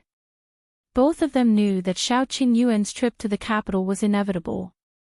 Gu Yundong was reluctant. When are you leaving? Calm Xiao Qingyuan was even more unhappy. Then let's wait for someone to invite us before leaving. Gu Yundong nodded. The two of them originally thought that this would take at least a few days. They did not expect that the next afternoon, Qin Wenjing would bring 2 guests to the Xiao family. Looking at the travel-worn appearance of the two of them, he knew that they must have rushed over. It seemed that the current emperor really valued this important discovery. That made sense. If it was confirmed that the cowpox vaccination method could prevent smallpox, it would be a political achievement for him. In the future, it would probably be a very heavy mark in history. Moreover, for the civilians and the royal family, smallpox was fatal. No one could do anything to it. Since ancient times, many royal princes had died from smallpox. Therefore, the emperor was very anxious. Not to mention that it was not the new year yet. Even on the first day of the new year, Xiao Qingyuan had to make a trip to the capital. Gu Yundong had no choice but to prepare Xiao Qingyuan's luggage. Gu Yundong did not know how long this trip would take. For a moment, she wanted to go with them. The atmosphere between the two of them was a little silent. Qin Wenjing couldn't help but touch his nose and say softly, "Don't worry, it definitely won't be long." Although it's a long way to the capital, hasn't Xiao Qingyuan already succeeded? As long as he explains what he knows clearly, those imperial physicians will be busy with the rest. Gu Yundong could not help but glare at him again. Then, she turned around and continued packing Xiao Qingyuan's things. She prepared a lot of food for him and reminded him worriedly, "When you're outside, don't eat anything random, especially those hard and stiff steamed buns. Don't eat them. It's not good for your stomach. Even in the wild, you should at least heat them with fire and eat them when they're hot." Xiao Qingyuan looked at her back and felt like his wife was helping him pack his things when he was going out. Hearing her voice, even his heart felt warm. "Also, you have to be careful. Bring your bow, arrow, and dagger with you. Didn't you get some poison and knockout powder? Remember to keep it well. If you encounter someone with good martial arts, fight if you can. If you can't, use the poison. If the poison doesn't work, escape quickly. In short, your life is most important." Qin Wenjing couldn't stand it anymore. They were only going to the capital, not to participate in the martial arts conference. Shaking his head, he quickly left. If you find any errors, ads pop up, ads redirect, broken links, non-standard content, etc., please let us know to report so we can fix it as soon as possible. Chapter 928. Let's get married. As soon as Qin Wenjing left, Xiao Qingyuan went forward and hugged Gu Yundong from behind. "Don't worry, I'll take good care of myself. You too. Wait for me at home. If you encounter anything that you can't resolve, look for Qin Wenjing. I'll take care of myself and come back as soon as possible. Also, the capital is big and has many good things. I'll also ask around to see if there's any news of Benevolence." Gu Yundong lowered her head slightly and hummed. "There are many high-ranking officials and nobles in the capital, and the waters are very deep. I wonder if anyone will find trouble with you. However, Qin Wenjing will definitely make arrangements for this. You don't talk much, but you still have to build a good relationship with the two people who escort you along the way. Ask more about the situation in the capital. You have to know what to do. Xiao Qingyuan's eyes lit up. He enjoyed her nagging. In the past, he really didn't talk much and almost didn't interact with anyone. Now, he had changed. He had someone he cared about and he had opened a shop. As long as he was willing, basic socializing weren't difficult for him. Also, Gu Yundong suddenly became fierce as she spoke. I heard that the women in the capital are very bold. When they meet a good-looking man, they can't help but give him a pouch or a handkerchief. There are also those who are shrewish and snatch others. You have to protect yourself, understand? You're not allowed to flirt with anyone. Qin Wenzheng was an example. How popular was he back then? It was said that he even had a few bumps because of the pouches that were thrown at him. In her heart, Xiao Qingyuan was much more handsome than Qin Wenzheng and was very eye-catching. Xiao Qingyuan turned her around, held her face, and kissed her heavily. His eyes were filled with smiles. Okay. Calm Gu Yundong pursed her lips and could not help but laugh. By the time he was done packing, Xiao Qingyuan had 2 big bags. He did not know what Gu Yundong had stuffed into them, but they were bulging. One could tell that it was a lot. Gu Yundong thought that it was too little. It was a pity that he did not have a spatial storage. Otherwise, she would not have to work so hard. After everything was prepared, the few of them rested in the Xiao house for the night. The next morning, Xiao Qingyuan brought Mao and left with the people from the capital. The Gu and Xing families had woken up early to send him off. Even Kiki was rubbing her eyes in Madame Yang's arms. She waved at Xiao Qingyuan and said in a childish voice, "Brother Xiao, have a safe trip. Kiki will miss you." Xiao Qingyuan nodded and scanned everyone's faces. Finally, his eyes landed on Gu Yundong. "I'll be back as soon as possible." Gu Yundong nodded. Xiao Qingyuan took a deep breath and did not say anything else. He led the horse to the entrance of the village. The rest of the Gu family sent them off at the entrance, but Gu Yundong walked a few more steps and only stopped at the village entrance. Seeing that Xiao Qingyuan was about to mount his horse, she suddenly said, "Wait." Xiao Qingyuan was stunned and came back. "What's wrong?" Gu Yundong looked behind him. Mao was a sensible person. The other 2 also understood and immediately retreated a distance, leaving them alone. However, one of them reminded him, "Young Master Xiao, make it short. We have to set off as soon as possible." Xiao Qingyuan nodded. "Got it." After the 3 of them were far away, Gu Yundong took a deep breath and looked up at him with a smile. "When you come back from the capital, we'll get married." Xiao Qingyuan widened his eyes and looked at her in disbelief. What did you just say?" If you find any errors, ads pop up, ads redirect, broken links, non-standard content, etc., please let us know to report so we can fix it as soon as possible. Chapter 929. Something's wrong. Gu Yundong pursed her lips and repeated, "When you come back, we'll get married." "All right." Xiao Qingyuan's eyes seemed to be emitting light. It was so intense that it almost swallowed Gu Yundong. He reached out and hugged her tightly. "This is what you said. Don't go back on your word. I'll come back as soon as possible." "Okay, be careful." Mao, who was far away, widened his eyes. "Quickly, split up." It was fine if they were hugging at home, but this was outside, and it was in the village. There were people coming and going at the entrance of the village. You would probably be drowned by saliva. He quickly turned his head to look left and right. Fortunately, other than the 2 guards beside him, no one else passed by. However, the 2 guards were also shocked. Xiao Qingyuan and Gu Yundong quickly separated. He no longer hesitated and suddenly turned around to jump on the horse. Let's go. Calm. After saying that, he shook the reins first and the horse raised its hooves and rushed out.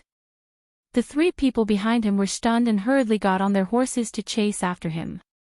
Why was he suddenly so eager to leave? Wasn't he reluctant to leave just now? Gu Yundong was still standing at the entrance of the village, watching the few of them walk further and further away until they completely disappeared. After a long time, there were already villagers walking back and forth around her. They even greeted her. Only then did Gu Yundong move her stiff body and turn to walk into the village. She was still not used to returning to the Gu house. A few days ago, there were still many people at home. Father, eldest aunt, Madame Dai, and the others had all left. Even brother Shao had gone to the capital. Gu Yundong suddenly felt empty and uncomfortable. Big Black limped out and rubbed against her calf. Gu Yundong reached out and patted its head. You're quite energetic now. You're wild every day. But you have to stay at home for the next period of time. Brother Shao has gone to the capital, and no one will bring you into the mountains to play. Big Black wasn't used to coming to Yongfu village at first. Even after its leg was cured, it still looked tired all day. Later, Shao Qingyuan saw that it had completely recovered, so he led it into the mountain. After returning, it was very excited and wanted to run into the mountains every other day. Shao Qingyuan didn't have that much time and could only bring it there occasionally. However, Big Black slowly adapted to life in the Gu family. In addition, the Gu family's food was good. Yunshu and Yuanji liked it very much. They would leave a portion of delicious food for it and take it out for a walk at night. Big Black was limping now, but its fur was black and shiny, and its eyes were sharper. It looked very energetic. Big Black seemed to understand Gu Yundong's words. It made a whimpering sound, but no one knew if it was sad or regretful. Gu Yundong smiled and led it into the house.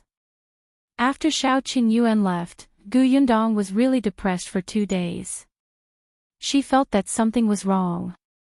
In the past, when she wanted to talk to him, it was as if she could see him the moment she turned around. He was almost everywhere. Now, it took her a while to realize that he had gone to the capital. He was probably still on the way, right? Gu Yundong patted her face and did not think about him for the time being. She had her own things to do, which were also important. Early that morning, Gu Yundong put on her clothes and cloak and strode towards the village chief Chen Liang's house.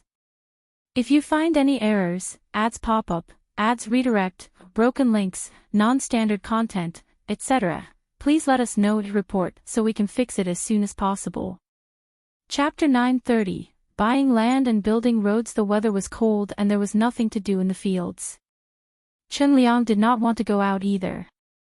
Now that Niu Dan was going to the county city to study on the Gu family's carriage, there was no need for him to wake up early in the morning to take him to school. This made him feel much more relaxed. When Gu Yundong came in, he was warming himself in front of the brazier and talking to Madame Zhou, who was doing needlework. Hearing the sound, Madame Zhou hurriedly stood up and came out to welcome her. Yundong, why are you here at this time? Come in quickly. It's cold outside. Come and warm yourself by the fire. Gu Yundong smiled and sat opposite Chen Liang. Madame Zhou poured her a cup of hot tea and she placed it in her palm. I'm here to see Uncle Chen. I have something to discuss with him. What is it? Tell me. I want to buy some land at the foot of our mountain. Uncle Chen was stunned. Your house isn't big enough. Calm. Gu Yundong smiled. Of course not. Uncle Chen, you also know that I've found my aunt. Their household registration has already been moved to Yongfu village. It's just that they came late, unlike back then when we could directly be given land. So if we want to build a house, we have to buy some land, right? Chen Liang nodded. That's true. There's also my uncle. Although I haven't found him, I want to buy some land first. It'll be convenient for us to be neighbors in the future. Oh right, Shinsidian wants to buy a piece too. The land she wants is next door to the Zhang family's house. It's not very big. Shinsidian made a few large embroidery pieces and Gu Yundong brought them to the prefectural city to sell. Their price was quite beautiful. Hence, she had some savings now. She had the money to build a house. Gu Yundong was worried about her living alone, but that did not stop her from buying the land first. Chen Liang was speechless. Why did she buy so much in one go? When did the foot of the mountain become so popular? He swallowed and nodded silently. Sure. Gu Yundong looked at him with a smile. Chen Liang acted quickly. In the afternoon, he went to the government office to settle the matter and gave Gu Yundong the title deeds. If you find any errors, ads pop up, ads redirect, broken links, non-standard content, etc., please let us know to report so we can fix it as soon as possible. Chapter 931, Chen Liang is excited currently. There were two paths from the entrance of Yongfu village, but they were not wide. In particular, there was a stretch of road that was especially difficult to travel on. There was a small uphill and it was narrow. At most, it could only allow a carriage or an ox cart to pass. The workshop needed a lot of fruit now. Every time they transported fruits, they had to move carefully. She had learned that the carriages could pass through that road, but if they tied a basket on both sides of the carriage, it would not be able to pass. Moreover, the things in the carriage fell easily. Once they fell, they would be snatched back by the children in the village and dispersed. Every time the fruits were transported back to the village, it was when the children were the happiest. Everyone followed behind and stared eagerly, hoping that the fruits would fall to the ground. There were also villagers who were very dissatisfied with the fact that the Gu family's carriages and carts often passed by their houses. They said that the horses peed on the ground and the stench was overwhelming. Of course, these people did not dare to say it in front of her, but they muttered behind her back, making Father Tong, who often drove the carriage, furious. His horses did not poop or pee in front of other people's houses at all. This was slander. But no one believed him. So even if Gu Yundong wanted to build this road, there was nothing she could do. She could not tear down someone else's house and widen the road, right? Chen Liang also felt that it made sense. He nodded and said, "It's indeed not suitable." "Come, if you build the road from the Gu family's workshop to the village, how do you plan to do it?" Chen Liang asked. Gu Yundong had considered this and discussed it with Tong Ping and the others. The Gu family's workshop is also at the foot of the mountain. I want to build it straight. However, in this case, we either have to pass through two fields or pass through the He family's backyard. I'm wondering if I can negotiate with the He family. Madame Zhou found it strange. Why didn't you choose those two fields? Gu Yundong did not say anything. Chen Liang glanced at her and said, "Think about who owns those two plots of land. The Li family." That's right. Compared to the Li family, who had a grudge against Shao Qingyuan, the He family was naturally the more suitable choice. Most importantly, the He family was poor. Their house was quite dilapidated, and there were not many fruits and vegetables planted in the courtyard. If she were to offer appropriate compensation, the other party might agree. As far as Madame Zhou knew, the He family was still relatively easy to talk to. If a road was built at their door, it would be extremely convenient for their family. Chen Liang took a sip of tea and nodded after a moment of silence. All right, I'll talk to the He family. Although you said that the road is built for the convenience of the Gu family's workshop, it's also a great kindness to the village. It's beneficial to Yongfu village. The village has to come up with some rules. When this road was built, it would be convenient for the Gu family. However, the days in Yongfu village were getting better and better. In the future, there would definitely be more and more families with carriages and ox carts. Even Chen Liang had been thinking of buying a mule cart some time ago.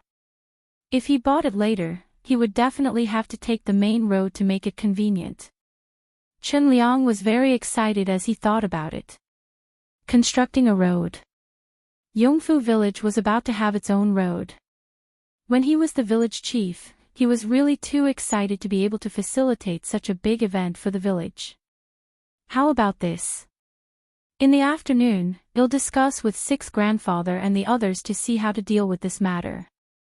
You come too, and everyone will come up with ideas. Also, building the road is a huge matter.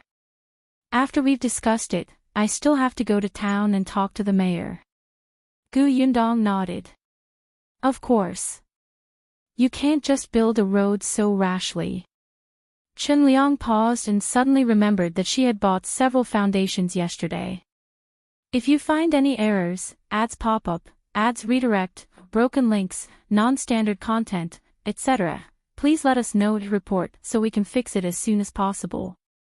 Chapter 932, You Cunning Girl. The way Chen Liang looked at Gu Yundong changed instantly.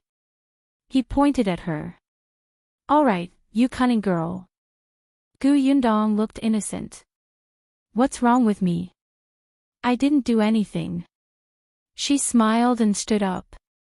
Then I'll have to trouble Uncle Chen for the rest. I'll go back first. Shall I wait for good news from Uncle Chen? Go, just go. Chen Liang was a little vexed and did not want to see her. The corners of Gu Yundong's mouth curled up slightly. She bade farewell to Madame Zhou and turned to leave the village chief's house.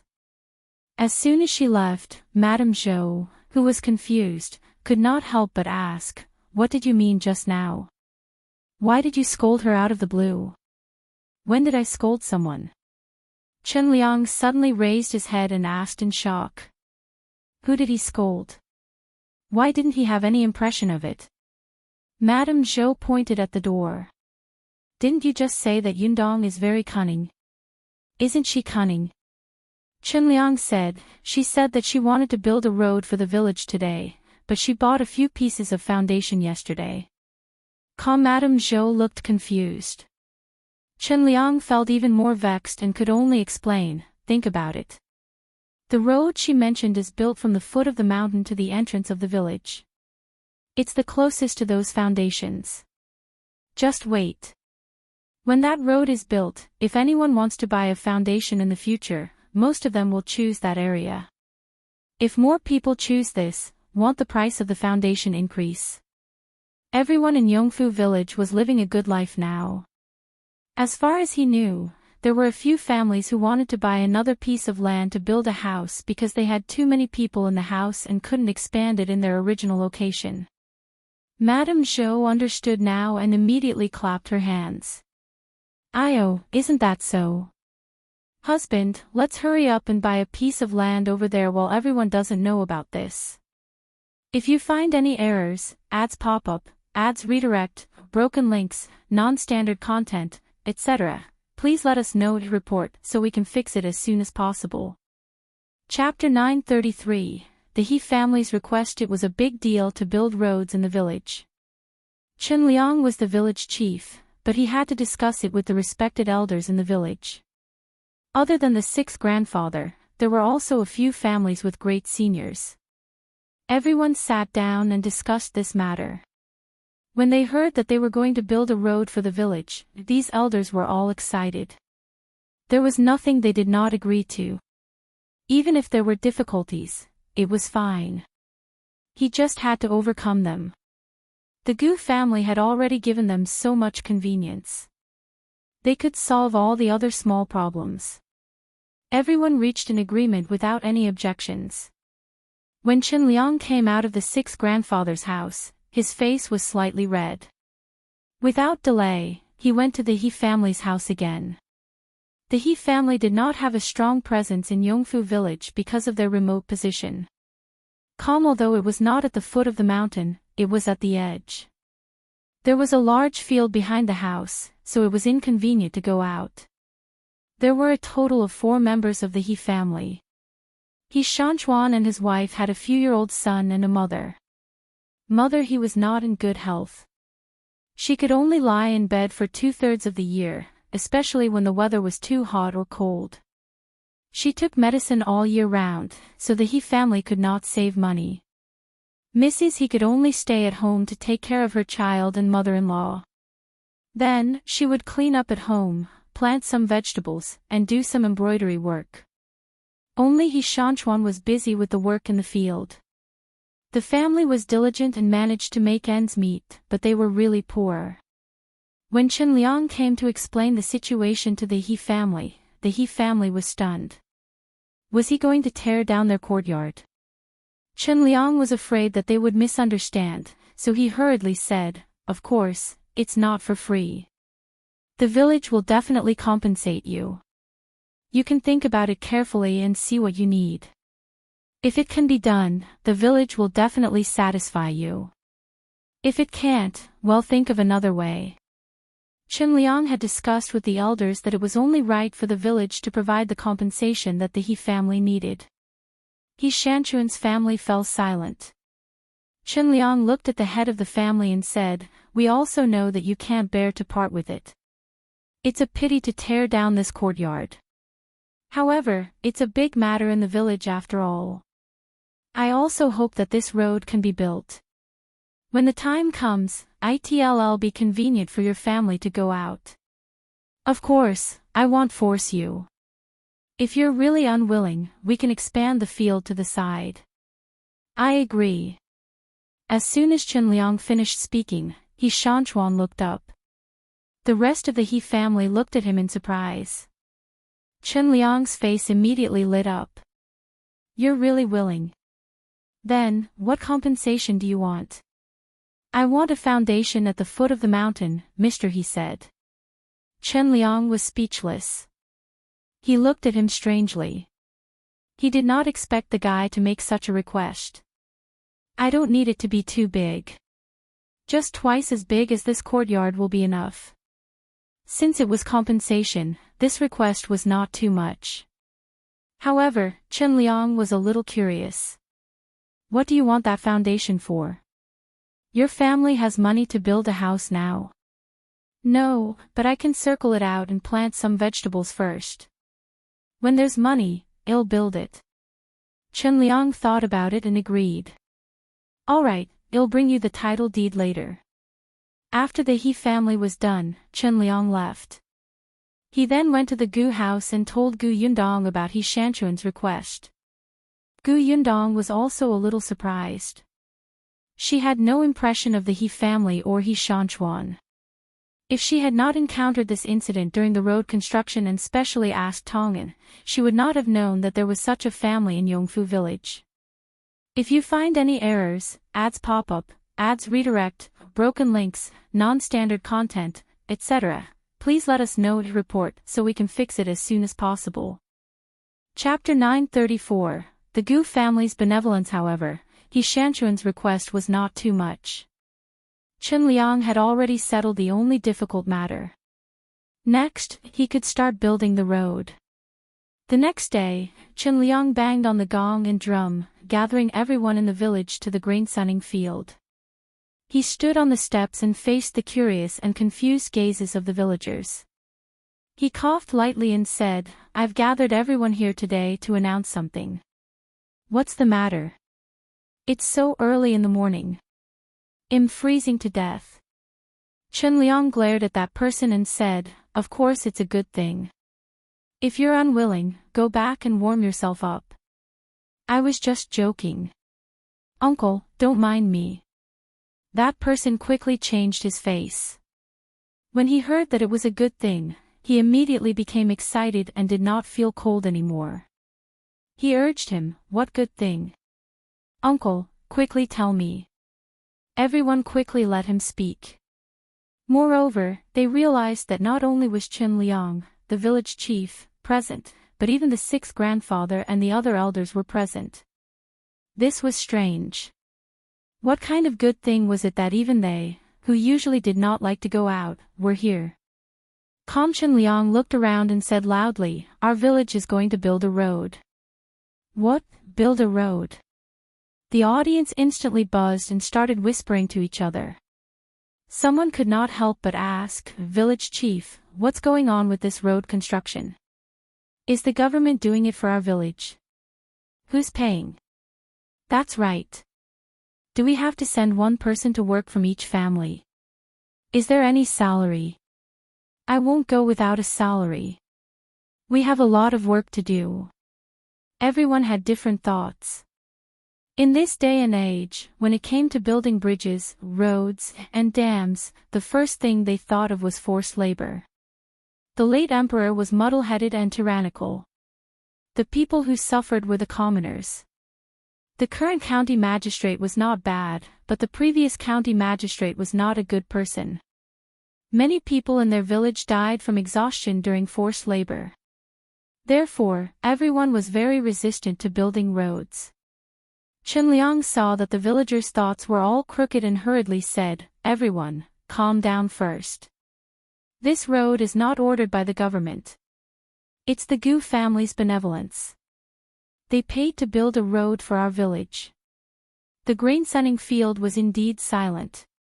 Everyone looked at Gu Yundong, who was standing not far from the village chief, in disbelief.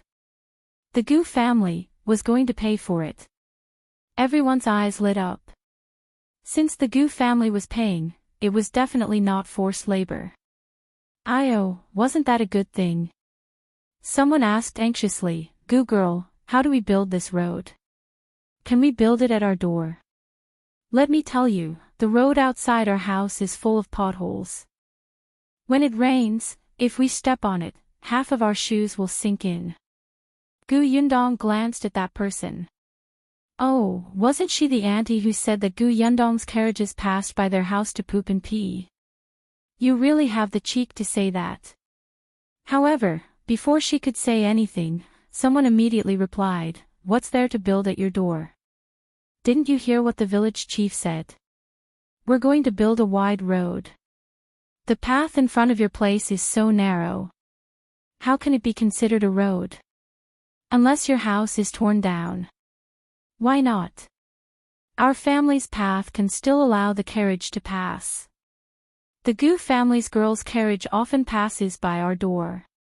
Our family's road is the main road of the village. It has to be done." As she spoke, she became a little smug. "Gu girl, since you're so generous and benevolent, why don't you tidy up the outer wall of our house while you're building the road?" Liang frowned and regretted what he said just now. If you find any errors, ads pop up, ads redirect, broken links, non-standard content, etc., please let us know to report so we can fix it as soon as possible.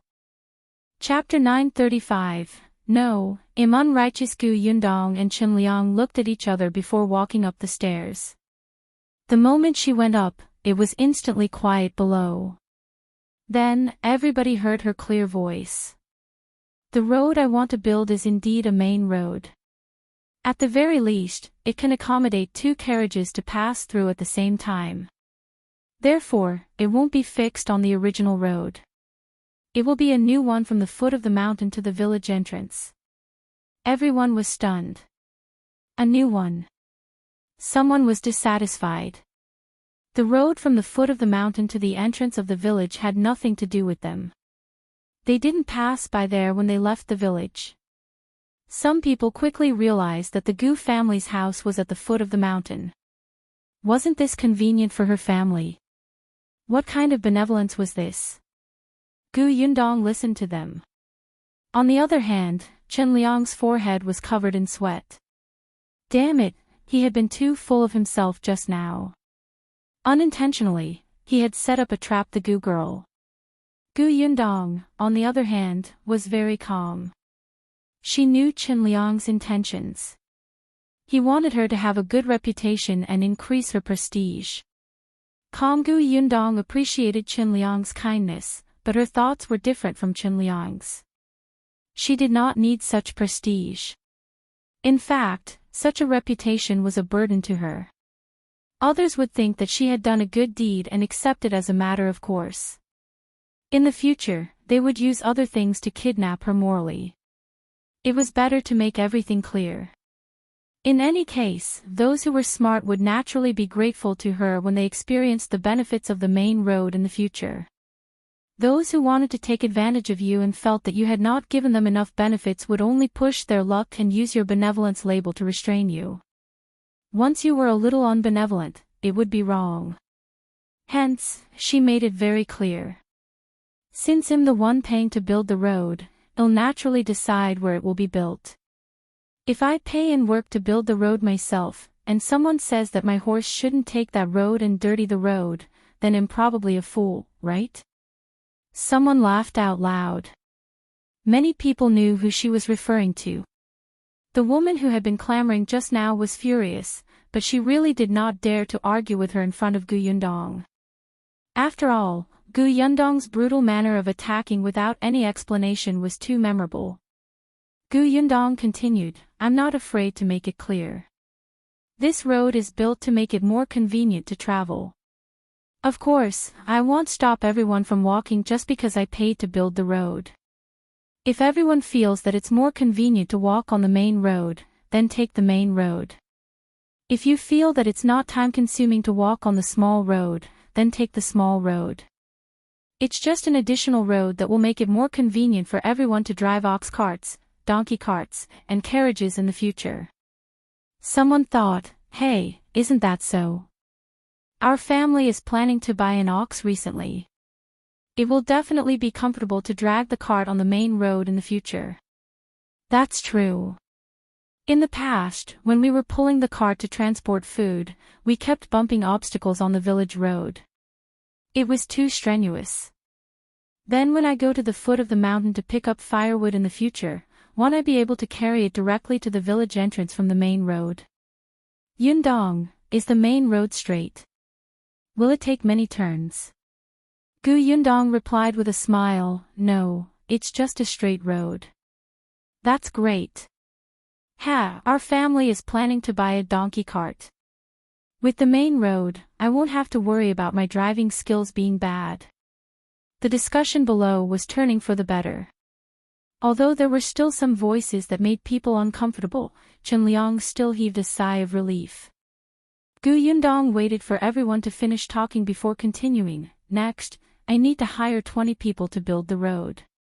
Anyone who is interested can sign up at the village chief's place.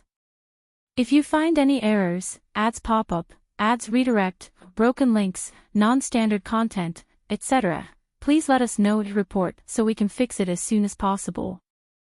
Chapter 936, A Letter Higher. That was money. This was the real benefit that could be seen in front of him. Soon, the dissatisfied voices disappeared. Even the auntie who had been against Gu Yundong from the beginning immediately wanted to sign up for her son. She could not wait to ask, how much is the salary for a day? However, Liang also had a temper. She was the one who opposed most just now. Now, she still wanted to work. Dream on. He looked at the villagers and said, everyone, quiet down first. We have to make things here first. It's best if we finish building the road before the new year, so we want young and strong people who are diligent. Those who are too old or too little, don't come and join in the fun. It wasn't the time for farm work, and many people were resting at home. Some people went to town or county to do short-term jobs. However, it was not easy to find short-term jobs, so it was easy to find 20 young men in the village. Not long after, the village chief registered their names and told everyone that the salary for a day was 50 copper coins, no food included. Calm everyone, work hard. The Gu family isn't the only one who can take this road. Everyone in our village can take it. This is a road built for ourselves, so everyone has to perk up and build this road for me. Do you hear me? I hear you. Don't worry, village chief. We definitely won't be slacking. That's right, that's right. Our village is getting better and better. In the future, there will definitely be more and more ox carts. Everyone can use this road. Seeing that everyone had such an understanding, Liang was relieved. He brought these 20 people to take a look at the positions and choose the leader. Unfortunately, Feng Daning was not around. He was still renovating the houses in the prefectural city. Otherwise, it would be best for him to take the lead. However, there was also an experienced master who was good at building roads. It was the same for him to lead the way. Among these 20 people was He Shanchuan from the He family. There was nothing to do now. He Shanchuan originally wanted to enter the city to find work, but now that there was a job in the village, he did not have to make an extra trip. Gu Yundong did not care much about what happened next. On the road construction matter, Chen Liang was more concerned than her. He kept an eye on it early in the morning every day, as if he was afraid that something would happen. Fortunately, everyone was working hard and did not hesitate at all. Gu Yundong bought a lot of sand and stones and laid them flat on the ground. People wouldn't be afraid of mud on a rainy day. After building a part of the road, she specially let the carriage try it. As expected, it was much faster. After building the road for more than 20 days, it was almost done. At this moment, Gu Yundong received Shao Qingyuan's letter. This letter was to inform her that he was safe. Shao Qingyuan said that he had arrived in the capital and met Song Dejiang. The entire journey was safe. He ate and slept well. He remembered her words firmly in his heart without any illness or pain. Gu Yundong wanted to laugh when she read this, but the longing in her heart also spread. He had arrived in the capital so quickly, which meant that he must have been traveling at full speed. After reading the letter, she immediately picked up her brush and replied to him. She recounted what she had done these past few days and also told him about the road construction in the village. In the end, she wished him a happy new year in advance and told him to take care of himself and come back soon. Although they had been separated for a few days, it was quite interesting to have letters. Gu Yundong heaved a sigh of relief and felt much better. A month later, the road from the foot of the mountain to the entrance of the village was finally completed. If you find any errors, ads pop up, ads redirect, broken links, non-standard content, etc., please let us know to report so we can fix it as soon as possible. Chapter 937, Envious. Everyone in Yongfu village was overjoyed. No matter what, this was a road that belonged to their Yongfu village and could allow 2 carriages to pass. This road was built before the new year. It was just nice for the relatives who visited after the new year. Everyone was excited. Even the people who had muttered their dissatisfaction on the meeting were very proud, especially when they went to their relatives and friends' houses. Everyone mentioned this road, making the villagers of the other villages jealous. On the day the road was completed, almost the entire village came out to take a walk on this road. However, Chen Liang stopped them. He bought firecrackers and placed them on a long bamboo pole. He got someone to light the primer and personally carried it all the way from the foot of the mountain to the entrance of the village. On this day, the entire Yongfu village was filled with joy, as if it was the new year in advance. Gu Yundong was also very happy. She took a lot of fruits and snacks for the jumping children to eat. Kamyinka was very bold now. She swayed and actually wanted to follow behind Chen Liang to set off firecrackers. Gu Yundong was so frightened that she hurriedly carried her back. These firecrackers were blind. It would not be good if a child was injured. Many people from the neighboring village came to experience this main road. Even the workshop was suspended for 2 hours. Everyone came out to watch the fun. The main road was built outside their workshop. Wouldn't it be easier to commute in the future? Especially for the workers from other villages, they didn't have to worry about bumping into someone from the corner at night. They felt much safer. The main road was built, and many people were grateful to the Gu family. After all, it was really convenient. Furthermore, they could go to other villages to brag to others. The village chief of the neighboring village was so envious that his eyes turned red. Every time he met Chen Liang, he would be very unhappy when he saw the guy's smug expression. "You're just lucky. If the Gu family had settled in our village back then, you would be the one jealous of us now. Chen Liang snorted. Forget it, there was a big road in his village. He would be magnanimous and not argue with such a pitiful person. There were unexpectedly many people walking on this new road. On the third day, Gu Yundong also drove the carriage out of Yongfu village. It was almost the new year, and she planned to go to the county to buy things. Also, now that there were more people in the workshop, she had to buy New Year presents for everyone. The county city was lively again. The streets were filled with joy, and many stalls had already begun to sell couplets. Gu Yundong looked away. There were 3 scholars in her family now. It was easy for them to write couplets. Her father would be back in a few days. It would be the same if he wrote them then. As she thought about it, she decided to buy some red words. Tong Shui Tao came out with her. The two of them parked the carriage at Gus and shopped.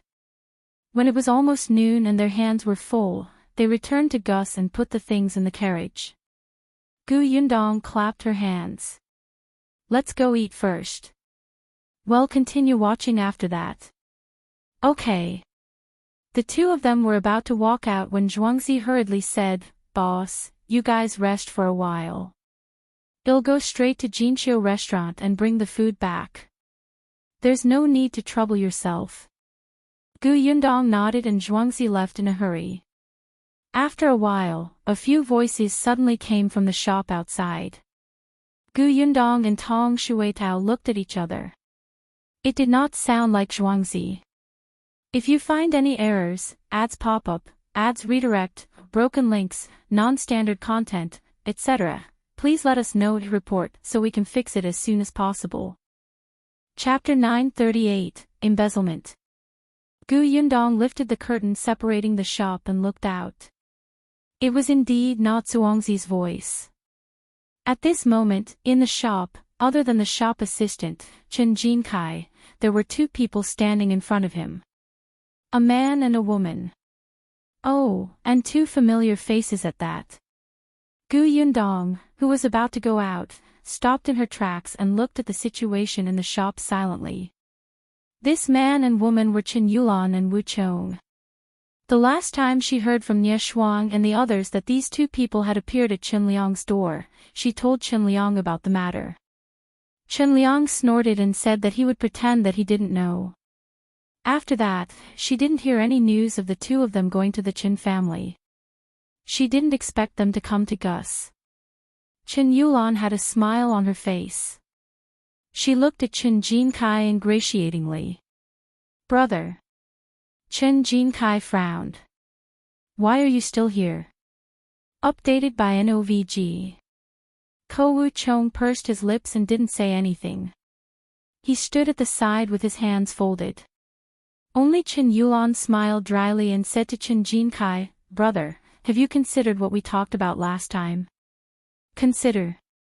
Chen Jinkai sneered. He felt that it was unbelievable. I remember that I rejected you at that time. When did I say that I would consider? Big brother, don't say that. We really have no choice. The Wu family's shop doesn't have much business now. If this continues, it will close soon. The Wu family's shop was a small grocery store in town. It used to have a good business, so the Wu family always acted arrogantly. They looked down on country bumpkins like the Chen family. If Chen Jinkai hadn't been the manager of a workshop in town, he wouldn't have married Chen Yulan. But now, the grocery store's business was getting worse and worse. At the end of the day, it was also very related to the Chen family. Jinyuan town wasn't very big to begin with, and Niudan matter had caused a storm in the city. Even the families near the grocery store learned about this matter and knew that his mother had slandered Niudan for stealing. News of this spread like wildfire. Not long after, the grocery store's business plummeted. Many people said that they did not dare to enter the shop to buy things, afraid that they would be slandered as thieves. As it happened, a few days ago, there was another grocery store that opened opposite Wu's. That family was good at doing business.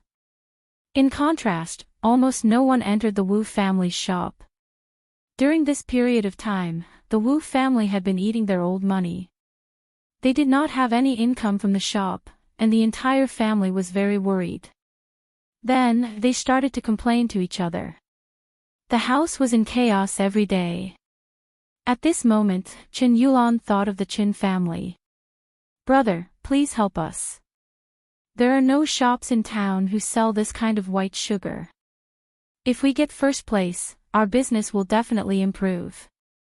When the grocery store survives the crisis, we will definitely visit you personally to thank you, okay?"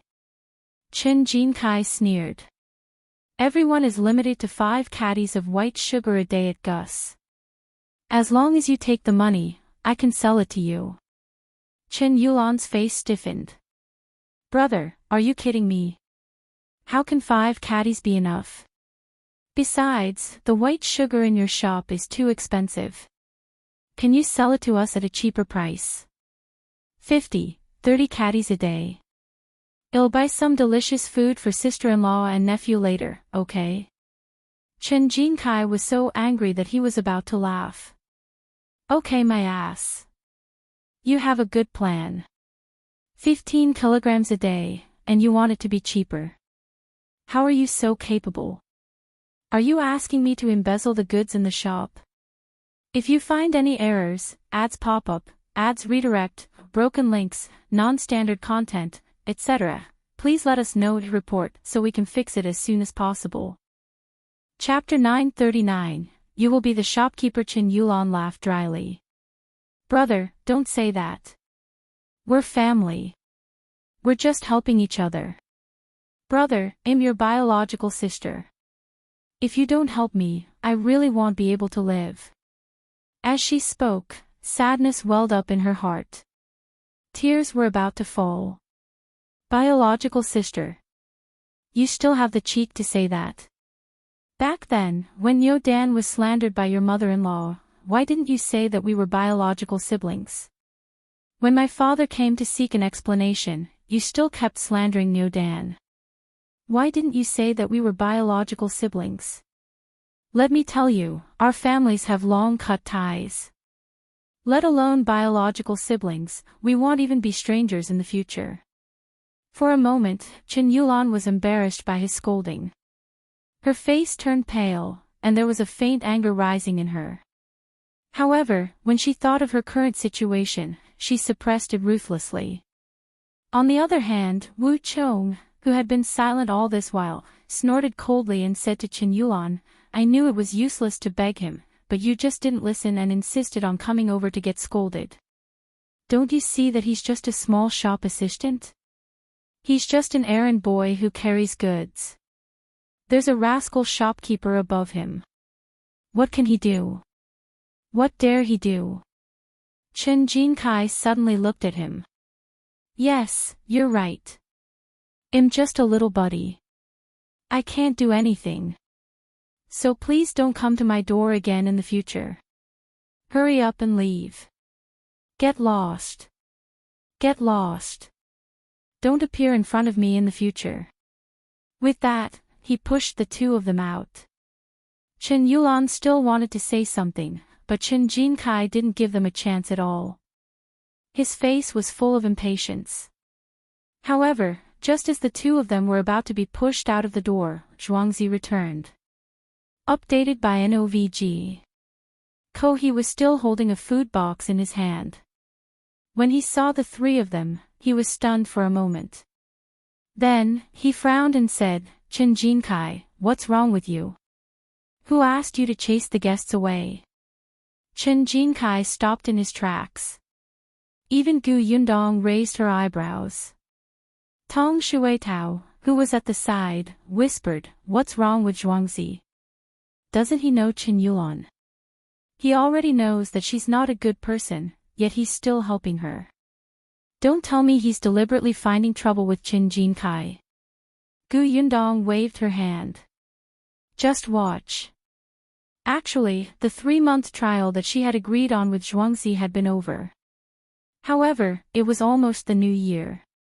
In addition, Lanhua would be getting married soon, so he might as well wait for another 2 months and go to the prefectural city with Jiangbao after the new year.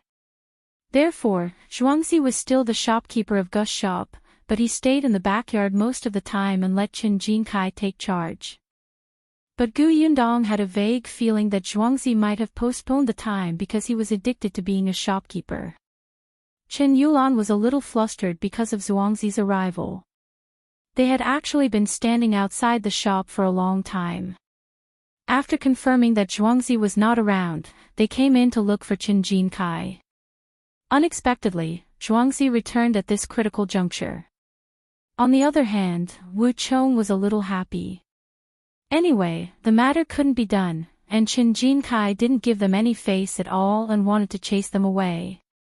Naturally, he was happy to see Zhuangzi reprimanding Chen Jinkai. Therefore, he seemed to have a common enemy and added, "That's right. Who gave you the guts to chase the customers out?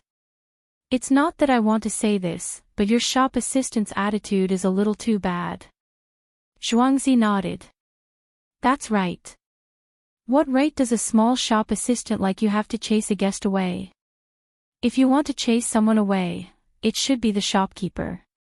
After I leave and you become the shopkeeper, it will be your turn to do this. If you find any errors, ads pop up, ads redirect, broken links, non-standard content, etc., please let us know to report so we can fix it as soon as possible." Chapter 940, A Warning Beforehand. Gu Yundong, Tong Shuitao, the other 3 people in the shop were speechless. Wu Chong was the first to react. He suddenly looked up at Zhuangzi. You're leaving after the new year." Then, he pointed at Chen Jinkai. "He's here to be the shopkeeper?" The shop assistant was very different from the shopkeeper. Updated by Ov. The entire shop was run by the shopkeeper, and the accounts were also managed by the shopkeeper. When dealing with customers, it was also the shopkeeper, let alone the salary. Wu Chong suddenly looked at Chen Jinkai. "Are you going to be the shopkeeper of Gus after the new year?" Chen Jinkai sneered. "This is our shop's business. What does it have to do with you? Hurry up and leave." "Didn't I tell you? The shop assistant can't chase the customers away, but I can." Zhuangzi interrupted him and stuffed the food box into his hand. Then, he waved his hands. "Go, hurry up and leave. If you don't leave, I'll beat you with a broom." "Hey, you!" Wu Chong was furious. At this moment, Jiang Bao, who was next door, also came over to help. He held 2 large brooms in his hands and threw them to Zhuangzi. After that, the 2 of them swept Xin Yulan and Wu Chong away like they were sweeping trash. Wu Chong was still a little indignant. He still wanted to ask if Chen Jinkai would be the shopkeeper of Gus after the new year. If that was the case, wouldn't he have offended him for nothing? Updated by NOVG.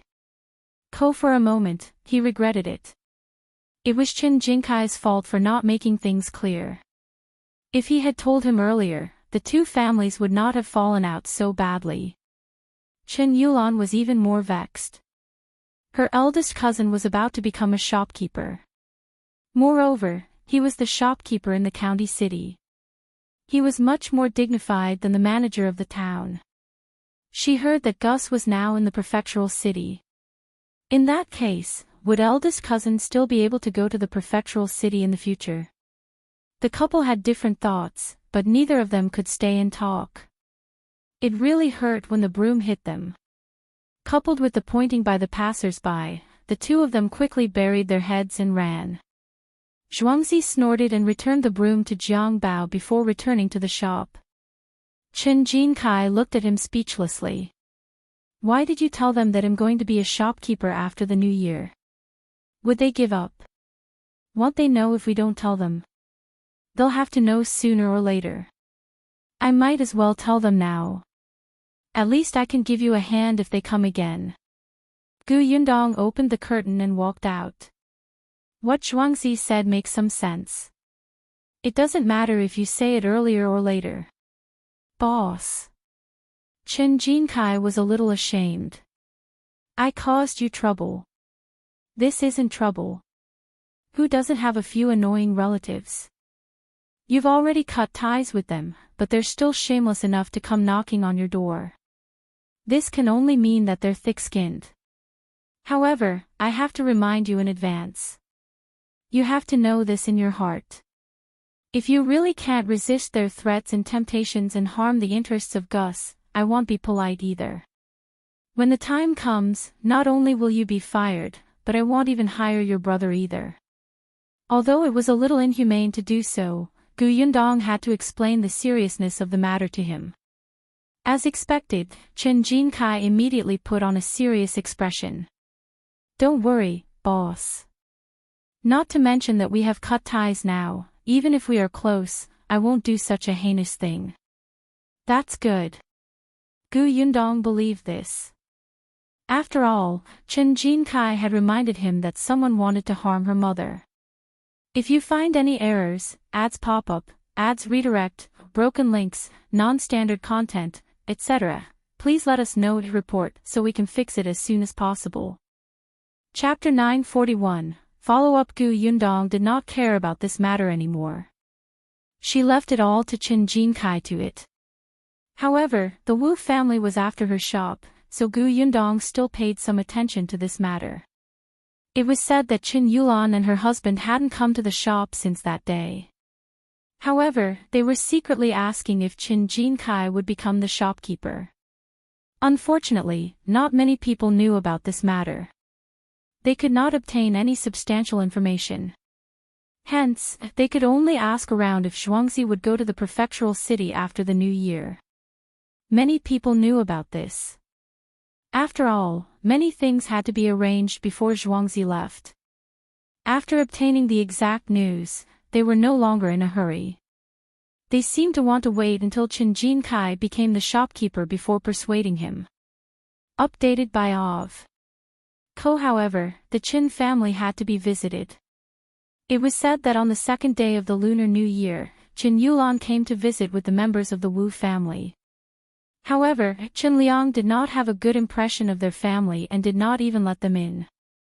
However, the Wu family refused to leave, especially Auntie Wu. She cried and repented outside, causing many people to go out to watch the commotion. It would not be a big deal if the villagers saw this. After all, many people knew about the grudge between the two families. However, it was the new year, and many families had relatives and friends as guests. They could not afford to lose face. Therefore, Chen Liang could only invite her in. Once she entered, Auntie Wu apologized sincerely. She apologized to Chen Liang and his wife, to Chen Jinbao and his wife, and even to Niu Dan. One could tell at a glance that she regretted her actions and had turned over a new leaf. In addition, the other members of the Wu family had also humbled themselves. It was the new year, so no one could say anything cold or hard. Moreover, Qin Yulan was the only daughter of Chen Liang's younger brother. Hearing her mention her father when he was alive, Chen Liang could not help but feel a little guilty. Seeing that his parents' attitude had softened, Chen Jinkai was furious. Updated by NOVG. He thought that Qin Yulan and her husband would look for him in the shop. He didn't expect them to have designs on his family. He exposed their purpose on the spot. Qin Yulan denied it, but Qin Liang naturally believed in his son. He immediately stood up and threw out all the things they had brought, and drove the Wu family out, regardless of whether the people outside would laugh at him. The Wu family was embarrassed and was furious with the Qin family. Moreover, Chen Liang's words were very ruthless. He said in front of his relatives and neighbors, "In the future, this family has nothing to do with the Qin family. In the future, if they enter the village, chase them out." It was said that the Wu family had never appeared in Yongfu village again. Of course, this was all in the future. At this moment, Gu Yundong and Tong Shuitao were still resting in the shop. After lunch, they went to the street to buy things again. New clothes for the new year had already been prepared, so there was no need to buy them. Firecrackers and fireworks were still needed, especially fireworks. The children especially liked to watch them. They had already bought the lanterns, paper scissors, and red candles in the morning. They had to prepare melon seeds, peanuts, dried goods, tea, and drinks first. Sweets and fruits were available at home. As for the rice cake, tofu and dumplings, she could slowly make them in the next few days. She could buy and kill the chicken, duck, and fish before the new year. With this in mind, her family's New Year goods were almost ready. Next, it was time to prepare something else. Gu Yundong brought Tong Shuitao into a clothing store.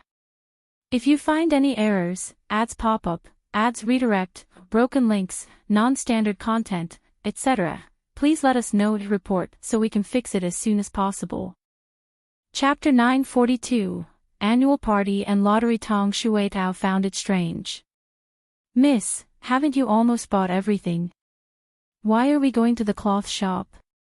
Isn't the workshop going to rest in 2 days? It's time to prepare New Year presents for them. This year, the workshop would stop a few days earlier than last year, so everyone could prepare early for the new year. After all, there were many workers in the workshop this year and they were busy all day. There was enough stock, so it did not matter if they were given a holiday a few days in advance. Tong Shuitao was enlightened. That's right. Last year, Miss also sent a large cart of New Year goods. She had heard that many people in the workshop were looking forward to this day. They were already secretly guessing if she would continue to distribute meat and cloth this year. Updated by Ov. Co. Especially the newcomers this year, they were all asking the short-term workers last year. But Mississippi. Tong Shuitao suddenly frowned and said awkwardly, will it still be a big piece of pork for each person this year? But it's already afternoon, and there's not much meat at the meat stall. Our workshop has more than 100 people. There's no hurry. I'll get Tong and to come over and buy it later. There are more than 100 people. I'm afraid we have to order 2 big fat pigs in advance. Let's buy the things we want for the annual party today. Tong Shuitao was stunned, and confusion flashed across her face. Annual party. Miss, what is an annual party? It is the last gathering before the new year. We'll eat together, chat, play games, and so on. Of course, there was also the lucky draw. Gu Yundong was very happy to hold such a New Year celebration to make everyone happy. They had worked hard for an entire year. On the last day, they could relax and then go home happily to celebrate the new year. At this moment, what she wanted to buy was the prize for the lucky draw. Tong Shuitao became excited, and her face turned slightly red. Miss, you're saying that more than 100 people will be eating and chatting together? How spectacular is that? Updated by NOVG. Co-spectacular. The corners of Gu Yundong's mouth twitched. Looking at Tong Shuitao's excited expression, she seemed to be looking forward to it.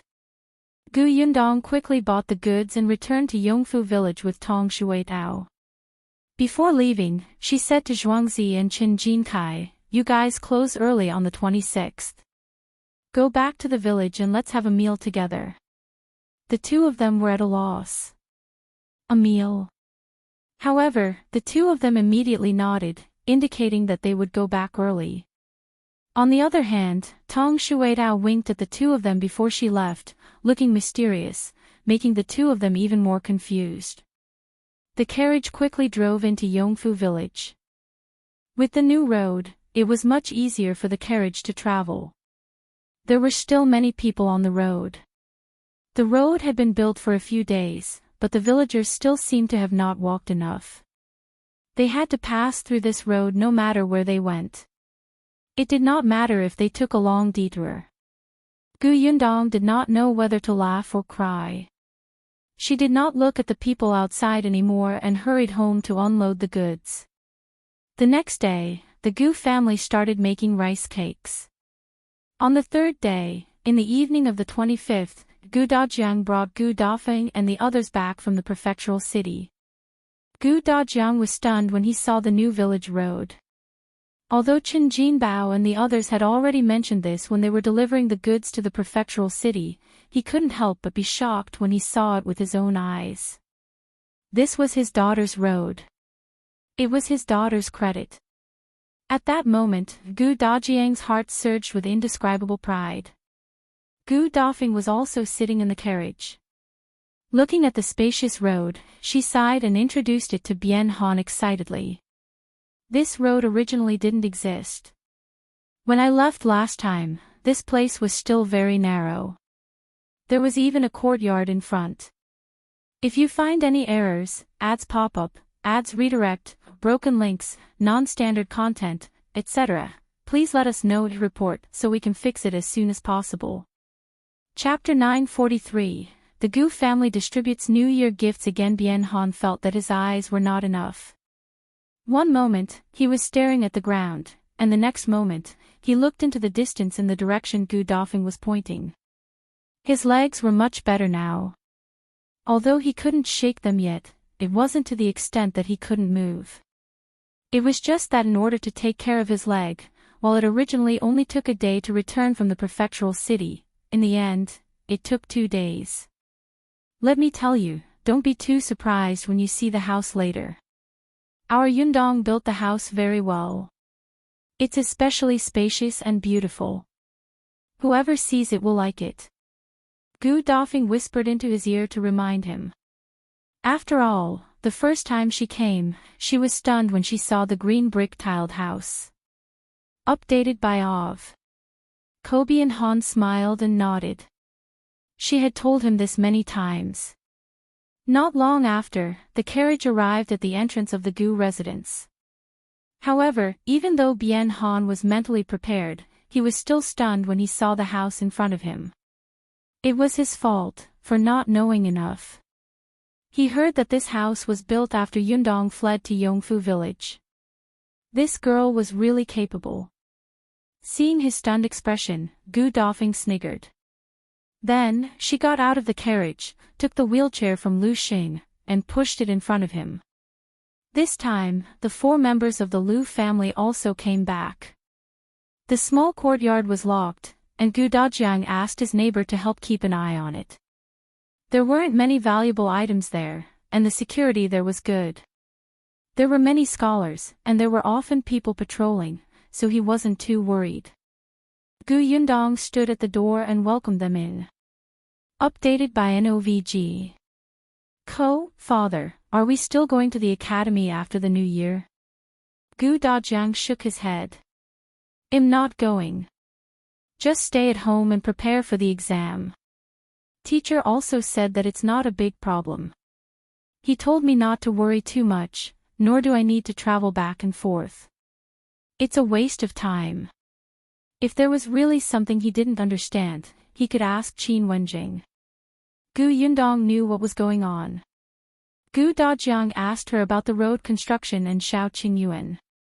Seeing that he was endless, Gu Dafeng couldn't help but pat him. You just came back. Aren't you tired?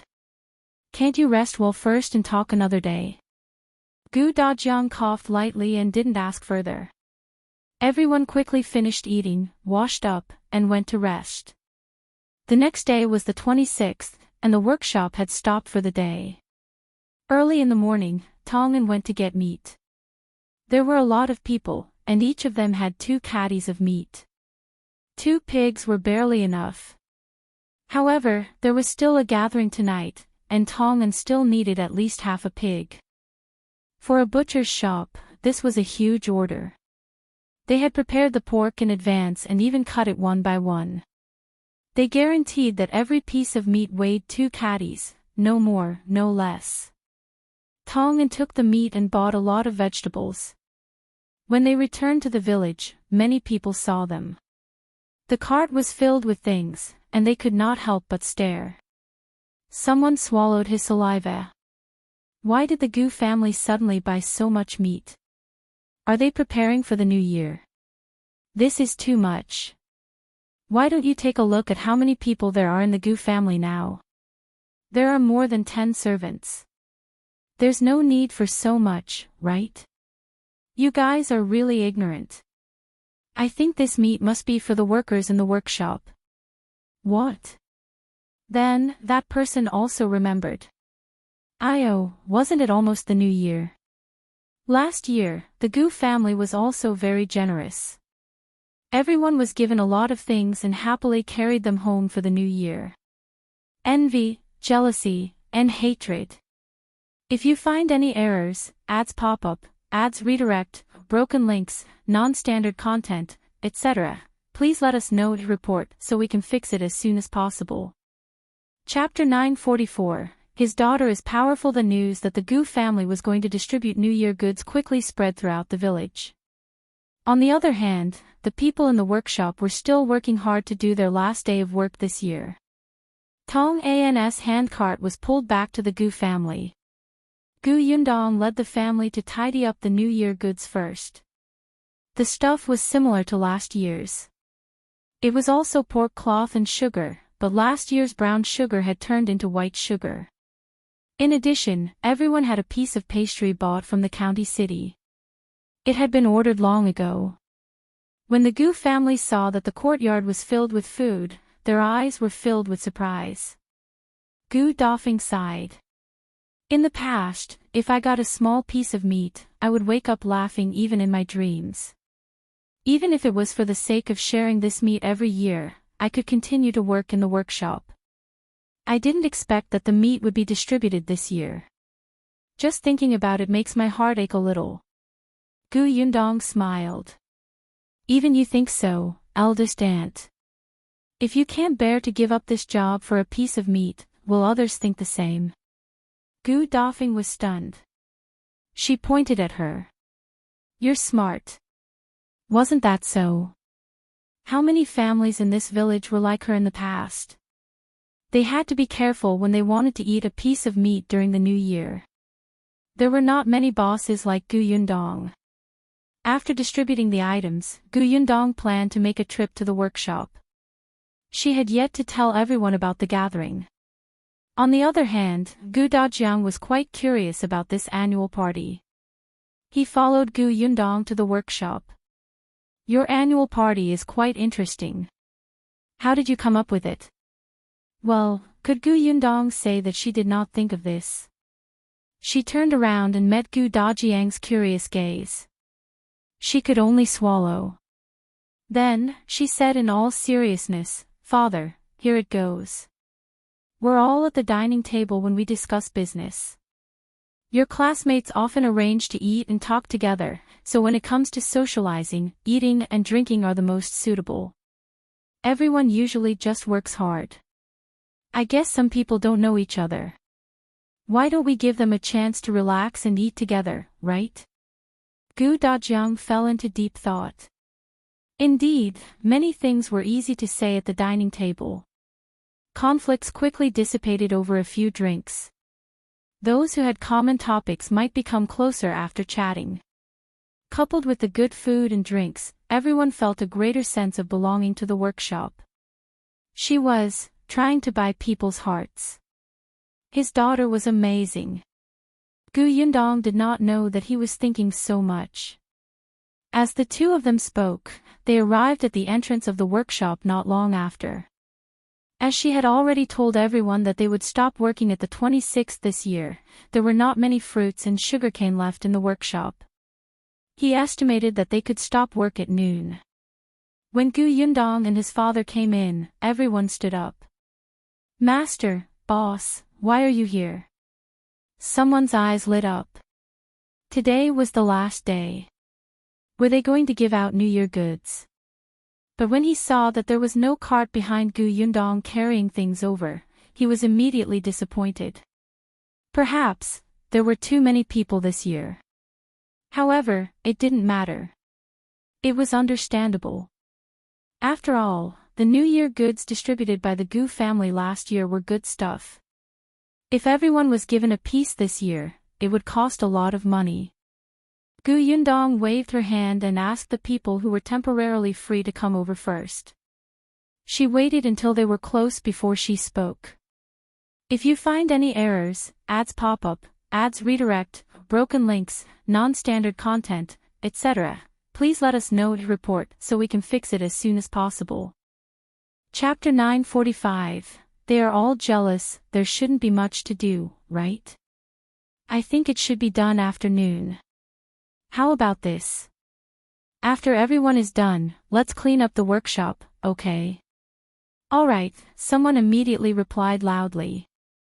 Even if boss doesn't say it, well, clean everything up before going back. Boss, don't worry. In fact, they still wanted to work. They had heard that there was an additional salary these few days. It was just like Zhuangzi and Chen Jinkai in the county city's Gus. During the new year, the shop could not be closed. After all, they sold sweets and other things. Business was good during the new year, so the two of them would take turns to run the shop. However, their salary for the few days was also calculated separately. It was much more than usual. Many people in the workshop were envious. Unfortunately, the workshop was on holiday. Gu Yundong saw that everyone had different expressions and more or less knew what they were thinking. She immediately found it funny and continued, after cleaning up, send some people out and borrow 10 tables from each family. I want those big tables that can seat more than 10 people. Everyone was surprised. Boss, why do you need so many tables? For the gathering tonight, of course. Gu Yundong smiled. Don't go back for dinner tonight. Let's have a meal together and chat. How about that? Wow, the boss is treating us to a meal. Cheers instantly erupted in the workshop. That's great. I want to eat lunch. I'll save it for dinner. Ha ha ha ha, forget it. With your stomach, no matter how much you eat for lunch, you can still swallow a cow at night. Boss, I'm drooling now. We definitely won't leave. After cleaning the workshop, we'll borrow tables and stools. I guarantee that everyone will be able to sit down. Gu Yundong could feel everyone's excitement. Even Gu Dajiang was infected by this enthusiasm. He could not help but say, there will be New Year presents to be delivered tonight. Gu Yundong turned to look at her father. Gu Dajiang immediately touched his nose and coughed lightly. Well, I couldn't help it. I just wanted to make everyone happier. As expected, as soon as he said that, the workshop exploded. Some young men couldn't help but jump up. Ah, I've been looking forward to the New Year presents for a year. Gu Yundong was speechless. She had not seen them so happy when they were given the wages. She shook her head, thinking that there was still a surprise tonight. She hoped that they would not be too excited. After saying that, Gu Yundong left with Gu Dajiang. As soon as they left, the workshop was instantly filled with joy. Everyone gathered together and discussed. Helpless, Tongan walked out and said, Aren't you going to work? The earlier you finish your work, the earlier you can eat dinner. Everyone instantly dispersed. Now, they were full of energy, and even their efficiency was almost twice as fast as before. Before noon, the work in the workshop was done. Everyone started to clean up happily.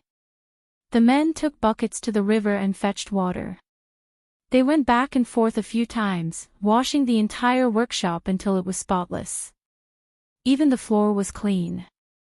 Seeing how happy they were, some villagers couldn't help but pull them back and ask. When the villagers found out that they were to have a dinner gathering tonight, the villagers couldn't be more jealous. If you find any errors, ads pop up, ads redirect, broken links, non-standard content, etc., please let us know to report so we can fix it as soon as possible. Chapter 946. They are all here this time. The news of the Gu family's workshop not only distributing New Year goods but also holding a party spread. Many people had tears in their eyes as they stuck their heads out of the workshop. They really wanted to follow and take a look. When the cleaning of the workshop was almost done, everyone saw the people in the workshop happily moving tables and chairs. Their arrogant appearance made people grit their teeth in envy. Gu Yundong hired a few women from the village to help cook a delicious meal. The fish, rice, and noodles were brought to the kitchen of the Gu family's workshop without hesitation. This included Madame Zhou and her daughter-in-law. Coincidentally, Chen Liang's family could eat here. As Chen Liang was the village chief, Gu Yundong had to invite him. In addition, Chen Jinkai and Chen Jinbao were both working in her own workshop, and Niu Dan had been invited over by Yunshu long ago. As such, there were only Madame Zhou and 2 more people left in the Chen family. They might as well all come over. Lan Hua was also invited over. As for the others, they were not allowed to bring their families. It was mainly because at this moment, there were really not just 1 or 2 families, but 1 or 2 groups. If they were allowed to bring their families, almost the entire village would have to come. Not only that, but there were also long-term workers from the neighboring villages. The workshop could not entertain them. Dinner started around 4 o'clock. It was dark early in winter, and there were no electric lamps. Even if many oil lamps were lit, the effect was not very good. When it was early in the afternoon, the villagers of Yongfu village were surprised to find another group of people coming from the village entrance. Looking closely, wasn't it Zhao Zhu and his son? Since Gu Yundong was holding an annual party, everyone here naturally had to be present. Although Zhao Zhu and the Shi couple were not in the workshop, they helped her manage the orchard. They were invited along with the helpers they found. There were more than 10 of them in total. Because they had received the news in advance, all of them were in high spirits and could not wait. They had never heard of such an event, but there was a feast that they didn't have to pay for. Who wouldn't be willing to come? They didn't know that there would be New Year presents. In any case, they had to come if there was food. Gu Yundong felt that since everyone was working for the Gu family, they could take this opportunity to get to know each other and prevent conflicts from arising among themselves. That would be troublesome. Later, Zhuangzi and the others returned on the ox cart. Not only them, but also Jiang Bao and the old doctor. Xiao Qingyuan was not around, so Gu Yundong had to help take care of his people, right? As for the shop assistants and shopkeepers in the prefectural city, they were too far away and there was nothing she could do. However, Gu Yundong had prepared large red packets for these people and would distribute them after the new year. The people in the village watched as they went to the Gu family workshop in waves. They were already so envious that they lost their temper. In any case, many people were surrounding the workshop and trying their best to look inside, especially some children. Seeing that the tables were already set, Gu Yundong got someone to bring a lot of melon seeds and peanuts for them to eat first. When a child ran in, she also gave him a handful.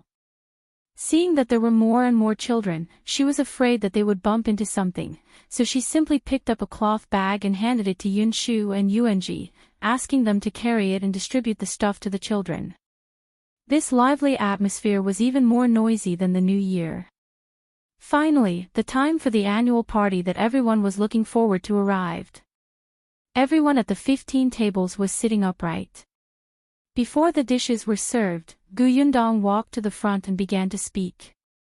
If you find any errors, ads pop up, ads redirect, broken links, non-standard content, etc., please let us know to report so we can fix it as soon as possible. Chapter 947, Gu Yundong Speech. First of all, I want to thank everyone here for working diligently over the past year.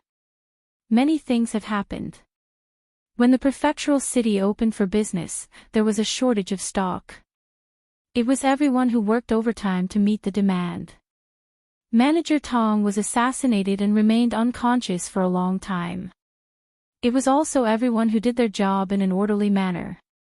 Gu Yundong did not expect that one day, she would stand in front of everybody and say such emotional words like a leader. However, these people had really moved her. They were hardworking, simple, passionate, and motivated. They were really a very cute group of people. Hence, whether it was the annual party or feast, she felt that they deserved it. Whether it's the Gu family's workshop or the orchard, it's the result of everyone's joint efforts. In the past year, the workshop has increased from 50 to 100 people, the orchard has increased from 80 acres to 180 acres, and the shop has been opened from the county city to the prefectural city. All of this couldn't have been done without everyone present. You have all contributed. You're very good. Someone couldn't help but whimper. Boss, don't say that. You've helped us even more. You gave us such a high salary. If we don't work hard, will we still be human? That's right, boss. If it weren't for you, my house would still be a straw hut. I wouldn't even have a warm bed. That's right. If I didn't work at the Gu family's workshop, I wouldn't have been able to get a wife. Yes, yes, yes. Since I'm working here, my daughter's dowry has been gathered. Boss Gu was too good. In the past, when they worked outside, no one had affirmed their work like this. Not to mention thanking them, it was already good enough if they were paid in time. At this moment, they were actually thanked by their boss. They felt as if they had eaten honey. Gu Dajiang looked at his daughter with incomparable pride. He felt warm inside. Yundong was too outstanding. Gu Yundong was stunned to see them crying. Then, she laughed.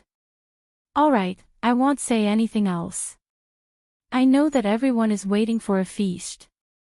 Serve the dishes. As soon as she finished speaking, there was a burst of cheers. Immediately after, someone brought the food over. In the countryside, the dishes were all served in big pots and bowls. The Gu family's feast was a real feast. Most of them were meat. As soon as the food was served, the workers pounced on it like wolves and tigers. Each of them picked up 2 pieces of meat, and the bottom was quickly revealed. On the other hand, Gu Yundong's table was much more refined. Gu Dajiang drank with Chen Liang. Both of them were slow-witted. They could drink for a long time after filling a glass.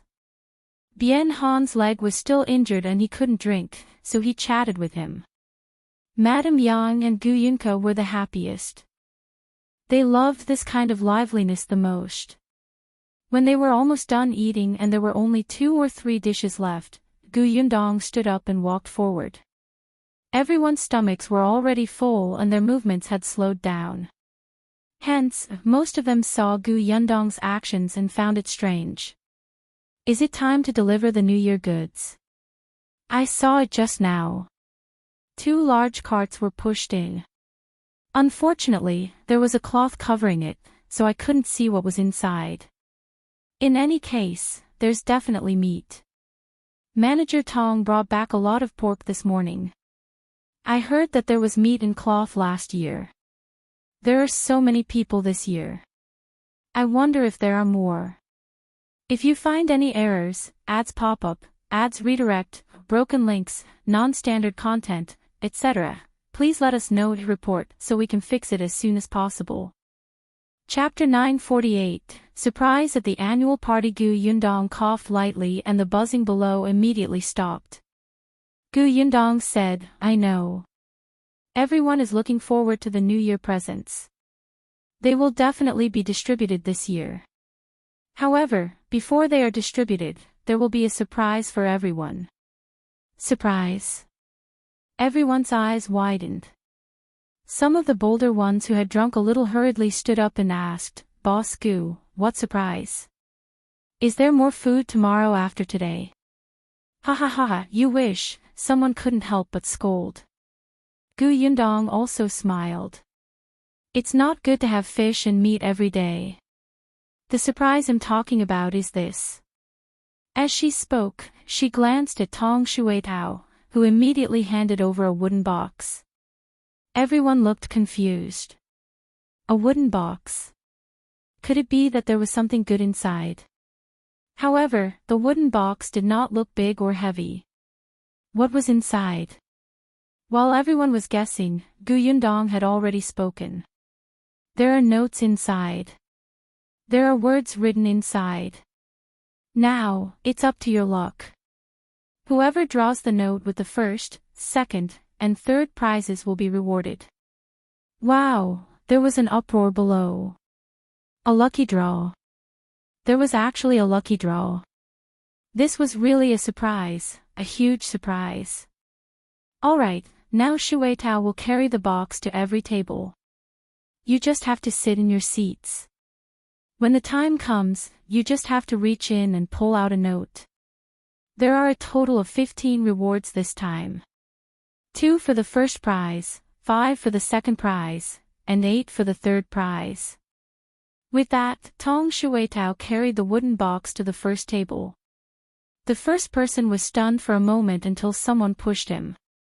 He suddenly came back to his senses and quickly reached in to take out a note. The second person rubbed his hands, closed his eyes, and muttered, "Bless me for winning, winning, winning." Then, with an expression that said he was ready to die, he reached his hand in. The people behind also looked like they were praying to God and Buddha, hoping that they would win. Even if they couldn't win the first prize, they could at least win the second or third prizes. Everyone drew a note, but no one opened it first. It was as if they would be lucky if they did it late. Even when Tong Shueitao returned to Gu Yundong's side, the people below did not stop buzzing. Take a look at yours and see if you won any prizes. Why don't you look at yours? Yours first, then mine. Come on. Gu Yundong waited for a long time but did not see these people open the note. She immediately held her forehead. It's getting late. Are you sure you won't open the note until tomorrow? If that's the case, I'll leave. No, well look. Well look right away. The people below finally couldn't hold it in anymore and quickly opened the note to read. Then, voices sounded one after another. Hey, let me see. What are these words? I don't know him either. Ask Zhuangzi. He can read. Someone took the note to Zhuangzi, who was nearby. Zhuangzi narrowed his eyes and glanced at the expectant person. He sighed and said, "These words are thank you for participating." That person was a little confused. What does it mean? It means you didn't win the lottery. Ah, the person immediately wailed and slapped his hands hard. Bad hands. Why can't you even get the third prize? Gu Yundong saw that many people couldn't read and did not know what it meant. She immediately explained, "It's okay if you don't know the words on the paper. Count them. If it's 4 words, you don't win the lottery. If it's 2 words, you do. If you find any errors, ads pop up, ads redirect, broken links, non-standard content, etc., please let us know to report so we can fix it as soon as possible." Chapter 949, What's the Prize? As soon as Gu Yundong finished speaking, someone jumped up. Ah, I won. I won. Although he couldn't read, he knew how to count. Immediately after, voices rose and fell in the crowd. I got it too. Ha ha ha, I got it too. When most people saw the words in their hands, they sighed. Then, they shifted their gazes and looked enviously at the people who had won the lottery. Gu Yundong said, "Winners, please come up first." A few people in the crowd walked forward excitedly. There were 15 people. 4 were women, and the rest were all men. After all, the percentage of male workers was relatively large. They held the notes tightly in their hands. Their faces were slightly red from excitement, and their eyes were strangely bright. They handed the notes to Tong'an and asked him to tell them the prize they had won. After all, they could not read. It just so happened that a woman and a man won the first prize. The woman was from the neighboring village. It was said that her family was in trouble, and her 4 children were crying for food. The oldest was only 11 years old. The man in the family was not in good health, so he could only do some simple work. Later on, this woman entered the Gu family's workshop and got paid.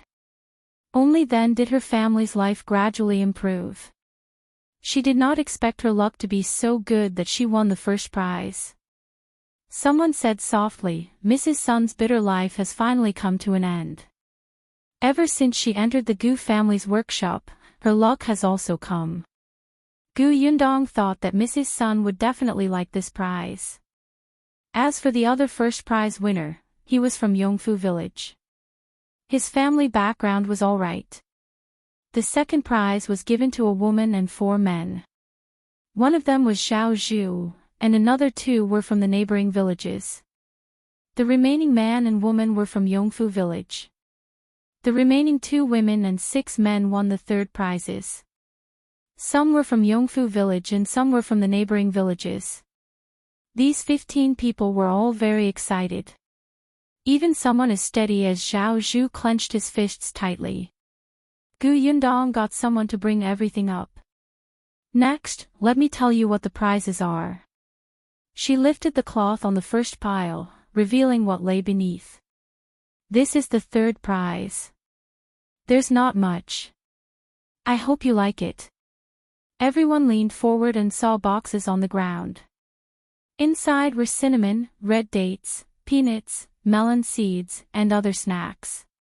Everyone could not help but widen their eyes. This was quite a lot. This was enough to entertain guests for the new year. Moreover, there were many things that they could not bear to buy during the Lunar New Year. Not to mention, there were 2 pots of wine. Judging from the logo, this wine seemed to be brewed by the Tao family in the county city. It was not that kind of cheap wine. Anyway, it was completely different from what they were drinking now. They had never even touched it. Many people present could not help but swallow their saliva. The 8 people who won the prizes were overjoyed and looked at the gift boxes eagerly. This box looked good too. Gu Yundong distributed the items one by one. The 8 of them thanked her profusely. When they received the food boxes, they walked back to their original positions in satisfaction. The people at the same table immediately surrounded someone. They wanted to reach out to eat the things in the gift box, but he slapped them away. What are you doing? This is what I have to bring back. I still have to show it to my wife. Don't think about eating it, and don't mess it up. Look at how stingy you are. The person beside him snorted and continued to look ahead. There were so many delicious food for the third prize. He wondered what the second and first prizes were. He was so looking forward to it. If you find any errors, ads pop up, ads redirect, broken links, non-standard content, etc., please let us know to report so we can fix it as soon as possible. Chapter 950, Second prize. The people sitting below were all very curious and urged him. Gu Yundong did not keep them in suspense. She got someone to remove the cloth on the second pile. Soon, many boxes were revealed below. Everyone was speechless. Why were they all in boxes? Could it be that they were also peanuts, red dates, or something, but there were more portions? This is the second prize. 1 set of cutlery for each person. Although it was called a set, it was actually filled to the brim with a huge box. There were at least 4 sets of bowls, plates, chopsticks, spoons, and cups. There was also a small casserole and a kettle. There were also 2 pots of wine beside it. Wow, the people below exclaimed, their eyes wide open. There were so many pots and pans, and they were brand new and shiny. Most of the people here still had holes in their bowls. Sometimes, they would cut their lips when eating porridge. But even so, they could not bear to throw the bowls away or change them. At this moment, the boss actually offered a whole set. Wasn't this too much? These things were not cheap at all. The men and women who had won the second prize were so excited that their cheeks turned red. They stared at the boxes. Gu Yundong said, "These things are a little heavy. If it's not easy for you to carry them, you can hire someone to help you bring them back after the annual party. It's easy to carry. We're very strong." "We're not afraid of heavy lifting," someone immediately replied. The others couldn't help but laugh, but they all nodded, even the woman. What a joke. They could not wait to pounce on the pile of cutlery and touch it properly. How could they wait until the end of the annual party? They could not wait to carry it home and hide it now so that others would not covet their prizes. The others looked like they wanted to split it up on the spot. The corners of Gu Yundong's mouth twitched. She did not care anymore and asked them to go forward and get one for themselves. These things were quite heavy. In addition, the wooden box containing the cutlery was not light either. If she distributed them one by one, she would probably die of exhaustion. However, the people who won the prize were not afraid of getting tired at all. They went forward and squatted on the ground. They carefully touched it first and then began to whisper to each other, "This bowl is really flat. It's smooth to the touch. It's not rough at all. If I take it back, I won't even be able to bear to use it. Look at these chopsticks. There are even carvings on the top. It's not cheap. So much. It's not cheap at all." The bowls that Gu Yundong bought were all clay bowls that were suitable for them. She had originally considered porcelain bowls, but she was afraid that if they were given out, no one would use them and they would only be locked up. That would be meaningless. However, even if they were just clay bowls, the quality was very good. "Hey, are you done? If you've seen enough, come down quickly. We're still waiting for the first prize. Don't delay others." The people below couldn't take it anymore. These second prize winners were simply too detestable. Not only did they receive the award, but they also had to show off in front of the audience. They even pointed their butts at the audience. The audience simply wanted to rush up and beat them to death. Only then did they cough lightly and stop discussing. They quickly picked up their boxes. But it was really quite heavy. Therefore, other than the few men who carried it down one by one, the woman was in a difficult position. In the end, it was Tong Shuitao who helped her carry it to her own seat. If you find any errors, ads pop up, ads redirect, broken links, non-standard content, etc., please let us know to report so we can fix it as soon as possible. Chapter 951, First Prize. After receiving the second prize, only the two people who had drawn the first prize were left. The two of them became inexplicably nervous. It was such a cold day, but their palms were drenched in sweat. Gu Yundong asked someone to remove the last piece of cloth. Everyone felt that the last pile was especially big. They thought that there would definitely be a lot of prizes. As expected, as soon as the cloth was lifted, everyone's eyes widened. This time, the prize wasn't contained in a box because it really couldn't fit in. Gu Yundong said, "This is the first prize. There's a 10-caddy quilt, a mattress, a mat, a tent, and a pillow. Each person has 2 sets of these. There are also 2 pots of wine and a bag of tea leaves." Wow! A loud exclamation suddenly erupted from below. Everyone's eyes widened. A 10-caddy quilt. There were also other things, and there were actually 2 sets. They were so jealous that their eyes turned red. They looked at the 2 people who had won the first prize and wished they could swap places with them. Compared to the third and second prizes, this first prize was really generous. For example, most of the quilts in their families were only 5 caddies. At most, they were only 8 caddies. 10 caddies. It looked big and brand new. It would definitely be very warm if it covered them. In such weather, it was no different from sending charcoal in the snow. They wanted it, very much. Many people subconsciously reached out their hands. Some even went up directly. If Gu Yundong had not been standing there, they would have touched the prize. These things were not cheap. Not to mention the quilt, even the mattress was thicker than the hard blanket they had used for a few years. In that case, they could be counted as 4 quilts. Jealousy.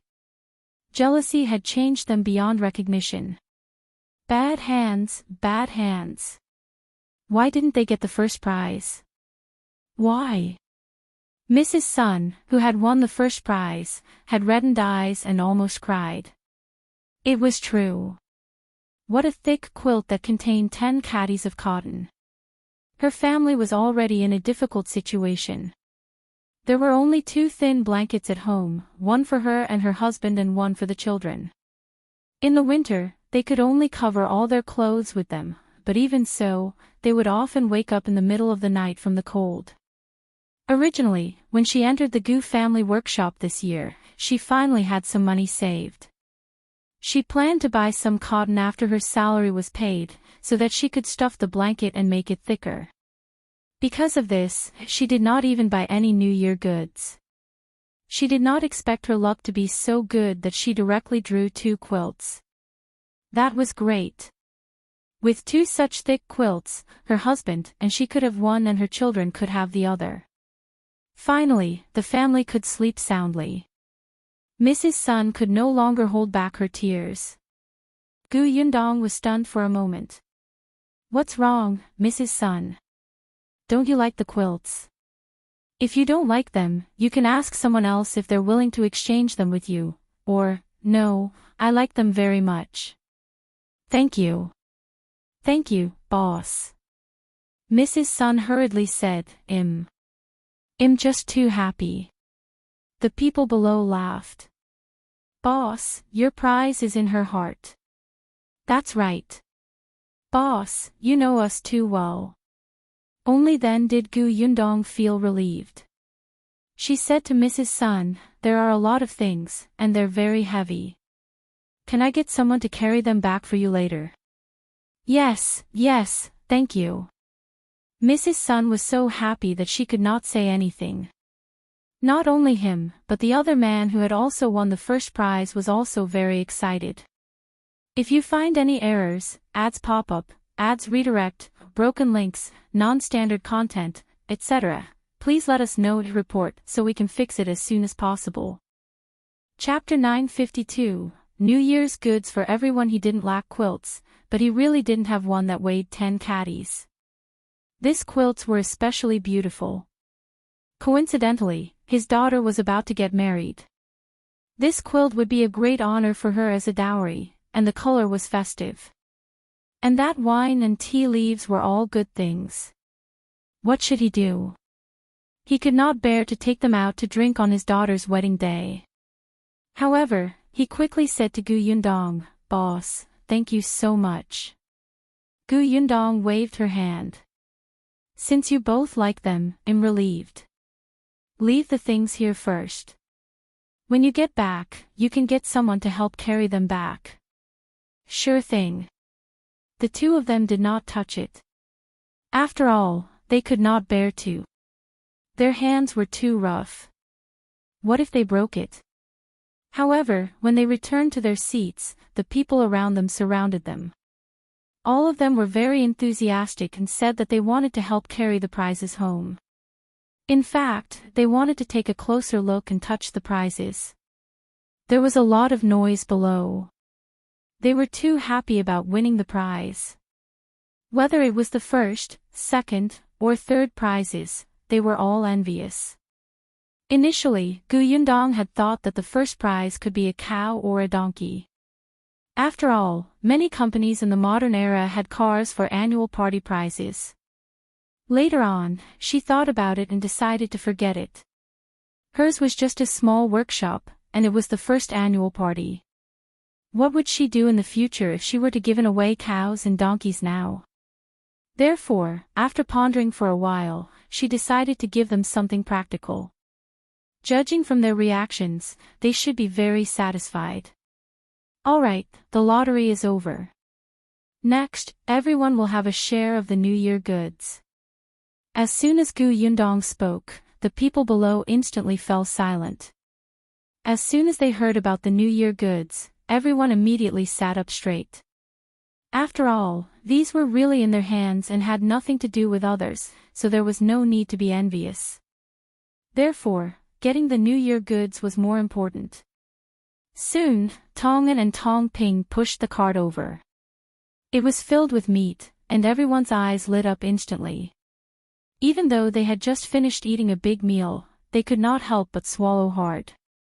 Several ways to cook pork flashed across their minds. 2 caddies of meat for each person. Everyone, don't be anxious. Everyone has a share. Gu Yundong led the Gu family in pieces of pork. Everyone was distributed. Even the 2 little fellows, Yunshu and Yunka, were helping excitedly. They swung their legs upside down and handed the meat to the villagers. After the meat was distributed, the cloth was given away. White sugar followed, and the last was pastries. There were a total of 4 items, and everyone's hands were filled with them. Everyone was very excited and discussed animatedly. They did not have to buy those things during the new year and saved a lot of money. Gu Yundong waited for them to finish their discussion before continuing. The New Year's goods have been distributed. Finally, it's this month's salary. Tong Shuitao carried up another basket. It was really because most people were given copper coins, so she had no choice but to use the basket. Gu Yundong took a brush and paper and an account book. She sat behind a table and said to everyone, "Now, come up one by one. You can go back after receiving the salary. It's been hard on everyone this year. Continue to work hard next year and strive to earn more money." Okay. The voices below were exceptionally loud, and everyone was very excited. Gu Yundong nodded in satisfaction and opened the account book. Come up when you hear your name. If you find any errors, ads pop up, ads redirect, broken links, non-standard content, etc., please let us know to report so we can fix it as soon as possible. Chapter 953, More Surprise. Gu Yundong quickly recited, Su Huar. Here. Gu Yundong had an impression of her. Last year, she was also there when the short-term workers received the New Year's goods.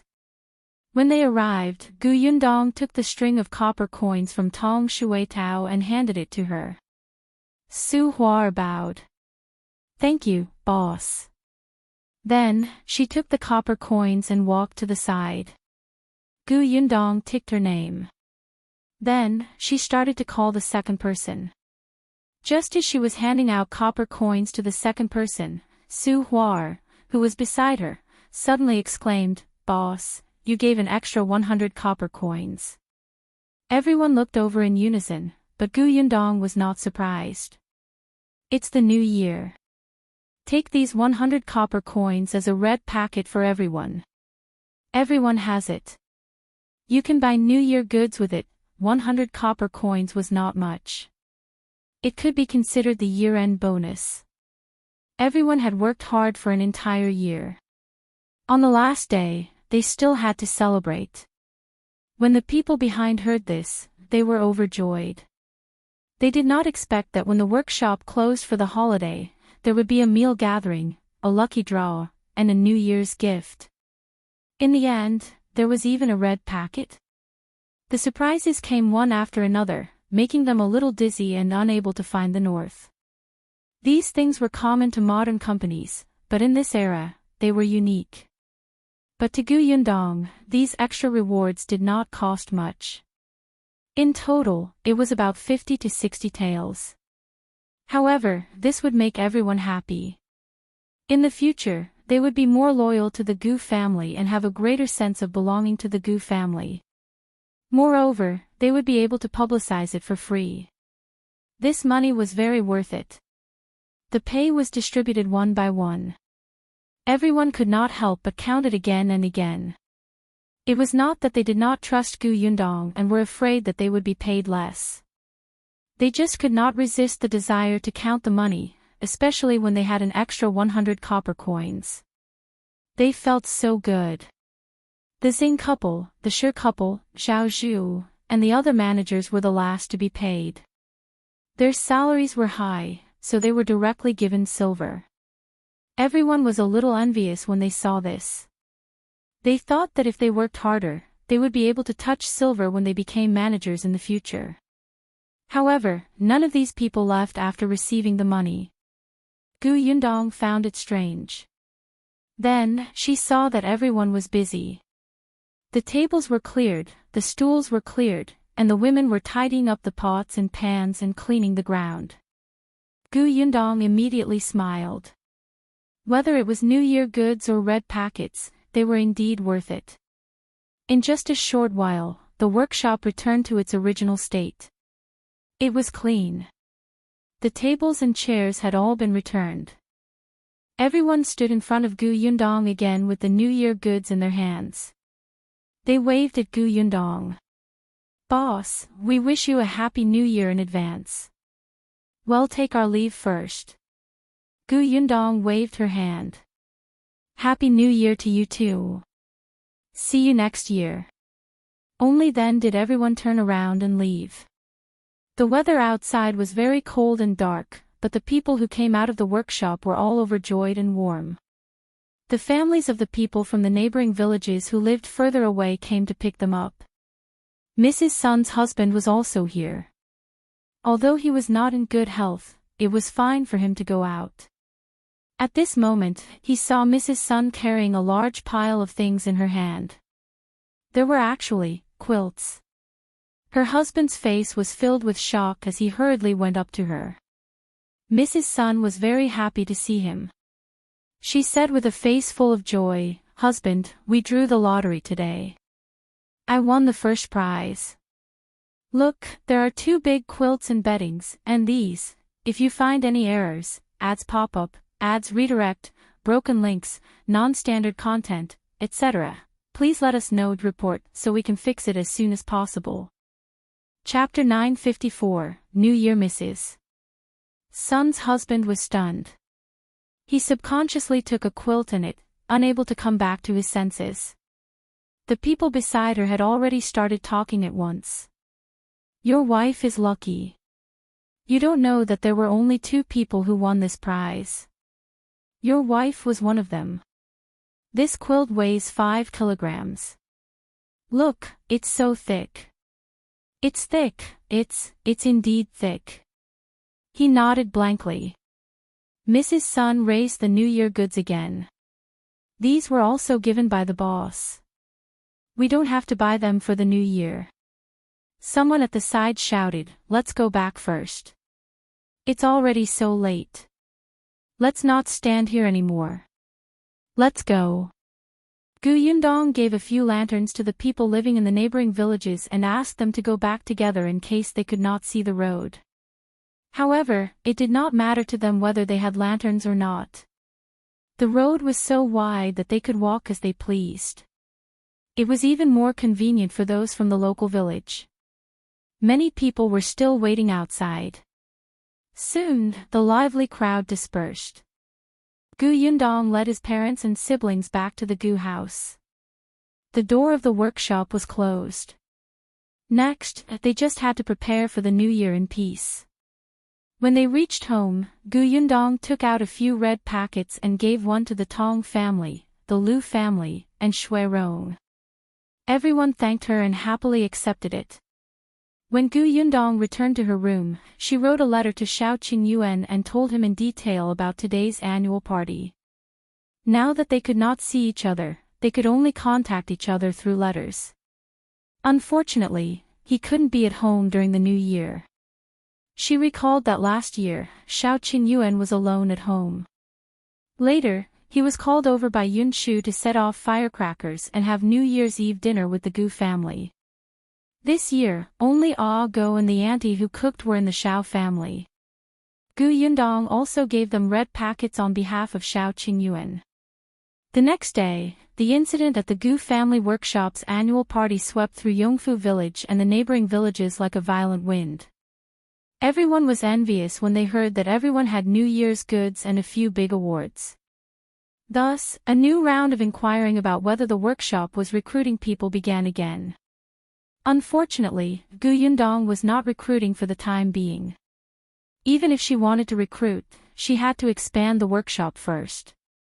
In the following days, the Gu family began to prepare for the new year. They cleaned the house, made tofu, killed chickens and fish, and made dumplings. Everything was warm. On New Year's Eve, the family gathered together with smiles on their faces. Gu Yundong recalled last year. At that time, her father had not been found, and she did not know where eldest aunt Gu was. Yuanji was suffering in old Gus's house. Now, apart from Uncle Gu, her family was finally reunited. Gu Yundong believed that they would be able to find younger uncles sooner or later. This was her first wish for the new year. The dinner was very sumptuous. After eating, everyone went to set off firecrackers. Since Xiao Qingyuan wasn't around, Gu Dajiang was the one who lit the firecrackers. Gu Yundong held the little girl in her arms and listened to the crackling sounds. She looked at Yunshu and Yuanji jumping around and could not help but smile. After the firecrackers were released, Yunshu and Yuanji ran in to move the fireworks out. The two of them were bold enough to light the fireworks themselves. The fireworks rushed into the sky with a bang and exploded. The people in the village looked up one after another. The children's voices were especially cheerful. The crowing of chickens and barking of dogs made the night in Yongfu village seem like a busy city. After the fireworks ended, fireworks exploded in the sky on the other side. If you find any errors, ads pop up, ads redirect, broken links, non-standard content, etc., please let us know to report so we can fix it as soon as possible. Chapter 955. Gu Yundong is also a junior who is doted on. The Gu family could not help but turn their heads and look in the direction of the fireworks. Yunshu's eyes lit up. She jumped and said, "It's Niu Don house. It must be his house that set off the fireworks." Gu Yundong smiled and nodded. It was indeed in the direction of Qin Liang's house. It seemed that the Chen family had earned a lot of money this year and was extravagant. After New Year's Eve, it would be New Year's Day the next day. It was different from last year. Last year, Gu Yundong could only give out red packets. The only red packet that was given to her came from Xiao Qingyuan. She had placed it in a box and kept it in the space. This year, when Gu Yundong woke up, she received red packets from her parents, aunt and father. Looking at the red packets in front of her, Gu Yundong's eyes burned. This was the first time in many years that she had received a red packet from her family and elders. Gu Yundong felt that her life was complete. She put away the complicated and sour feeling in her heart and reached out to take them. "Thank you, father and mother. Thank you, eldest aunt and uncle. Happy New Year." Gu Dajiang patted her head. "Happy New Year. I hope you'll be healthy and safe in the new year. Be happy every day." As he spoke, he felt a little reluctant. Gu Dajiang had a feeling that this year might be Yundong's last year receiving red packets as an unmarried girl. Next year, she might even have to bring Xiao Qingyuan along. Thinking about it, he started to dislike Xiao Qingyuan again. Fortunately, Xiao Qingyuan wasn't present this year. Otherwise, he would definitely receive Gu Dajiang's angry glare. Immediately after, Gu Dajiang gave a few more red packets to the younger ones. This time, it was not Gu Yundong's turn to give away red packets. She was also a junior now who had parents, aunts, and uncles to dote on her. After Yunshu, Yunke, and the other children received the red packets, they ran out to play with their friends. Not long after, they brought a group of children in to pay New Year greetings. The Gu family had prepared a lot of sweets, sunflower seeds, and snacks. When the children were here, none of them returned empty-handed. Their clothes and pockets were filled. On the second day of the Lunar New Year, most of the villagers started to visit their relatives. The relatives of the Gu family were all at home, so there was no need to travel around. However, there were many people who came to visit. The Gu family stayed at home to entertain the guests. On the third day of the Lunar New Year, the whole family went up the mountain to visit Bien Mulan.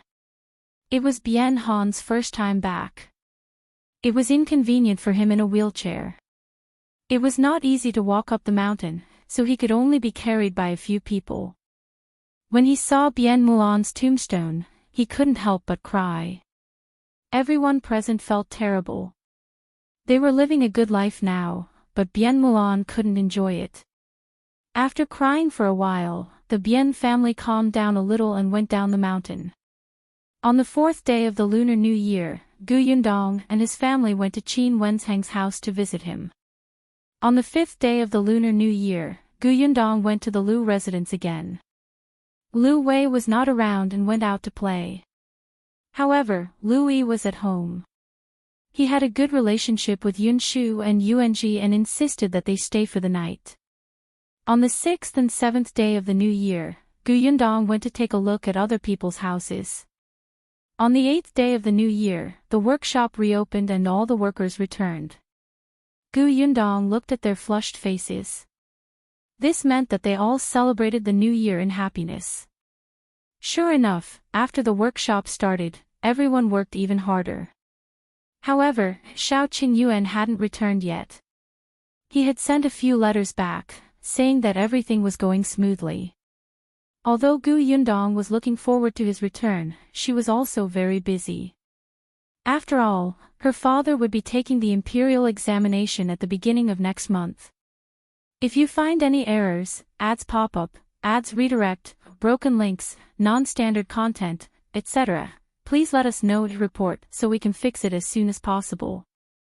Chapter 956, 10 Thin Clothes. Gu Yundong was still a little excited about the imperial examination. Not only her, but everyone in the Gu family was on high alert, especially Gu Dafeng. As Gu Dajiang's sister, she knew best about his helplessness when he wanted to study as a kid. She accompanied him through the experience of being chosen by the old elementary scholar and recognized by the old patriarch. Later on, the old patriarch and the old elementary scholar passed away one after another. Originally, he was just close to taking the preparation scholar exam, but his rights were directly stripped. In the end, he put down his books and worked in the fields all day. Gu Dafeng had accompanied him all this way. At that time, he saw his younger brother, who was clearly talented, good at studying, and motivated, but because of Madame Zhao's suppression, old Gus inaction, and the patriarch's personal grudge, he cut off his chance to study. This made Gu Dafeng hate the Gu family very much. She wanted to protect Gu Dajiang, but it was too difficult. She was still young at that time. Dealing with the 3 mountains above her was no different from courting death. Therefore, now that Gu Dajiang could participate in the imperial examination, the joy in Gu Dafeng's heart could not be described with words. She had even cried behind someone's back. Gu Yundong knew that there was no need to worry about endorsement and recognition.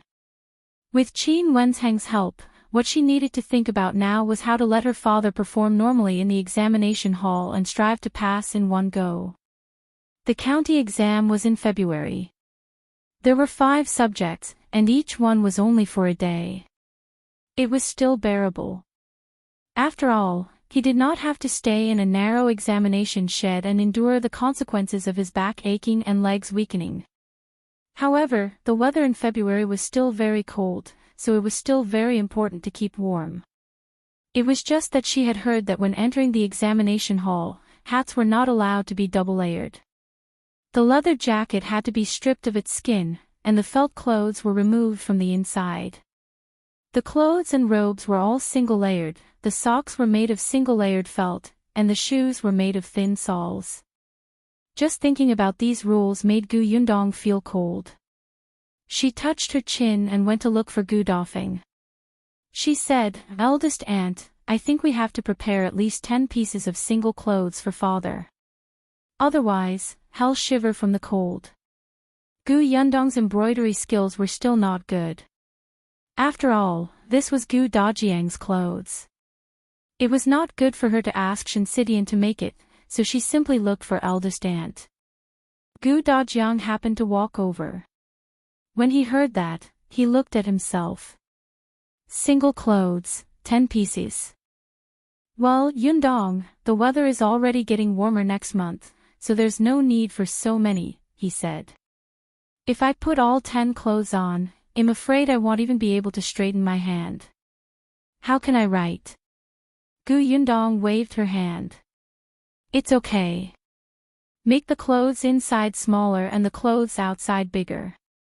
But that's still uncomfortable. Gu Yundong turned around and said solemnly, Father, it's better than catching a cold. At least wear it when you go in. If it does affect your performance while you're holding the brush, then take it off. His daughter was so concerned about him. It was as if he would hurt her heart if he rejected her again. Gu Dajiang nodded. All right. Gu Yundong was satisfied. He thought for a while and suddenly slapped his forehead. I almost forgot. Forgot what? Gu Dafeng asked. Father, each of you has a test tent, right? Moreover, you have to draw lots to determine the location of the test tent. Gu Dajiang had already asked around. That's indeed the case. What's wrong? I'm worried that you won't get a good spot. Gu Yundong frowned. Father, what if you get a spot next to the toilet? Well, what could he do? Acknowledge his bad luck. If you find any errors, ads pop up, ads redirect, broken links, non-standard content, etc., please let us know to report so we can fix it as soon as possible. Chapter 957, Yundong is right. Gu Dajiang was already mentally prepared, so he didn't think much of it. On the other hand, Gu Dafeng became nervous. Then what should we do? If you draw a spot beside the toilet, won't you have to smell that disgusting smell for the entire day? How can you write? How can you think? How can you eat? Gu Yundong nodded and said in agreement, also, I heard that some candidates get nervous easily when they enter the examination hall. When they are nervous, their stomach hurts. When it hurts, they have to go to the toilet. If they come a few more times, my father will probably faint from the smell. That won't do, that won't do. Yundong, can you get someone to change your father's position? After saying that, Gu Dafeng asked worriedly, this shouldn't be considered bribing the examiner, right? It's just changing his position. It's not like he cheated. Gu Yundong shook her head. No, I heard that the examination is especially strict. Such private transactions can't be made at all. Otherwise, you'll be beheaded. Then what should we do? Gu Dafeng was anxious. It wasn't easy for your father to have the chance to take the imperial examination. How can he destroy it on the toilet? Gu Dajiang was speechless.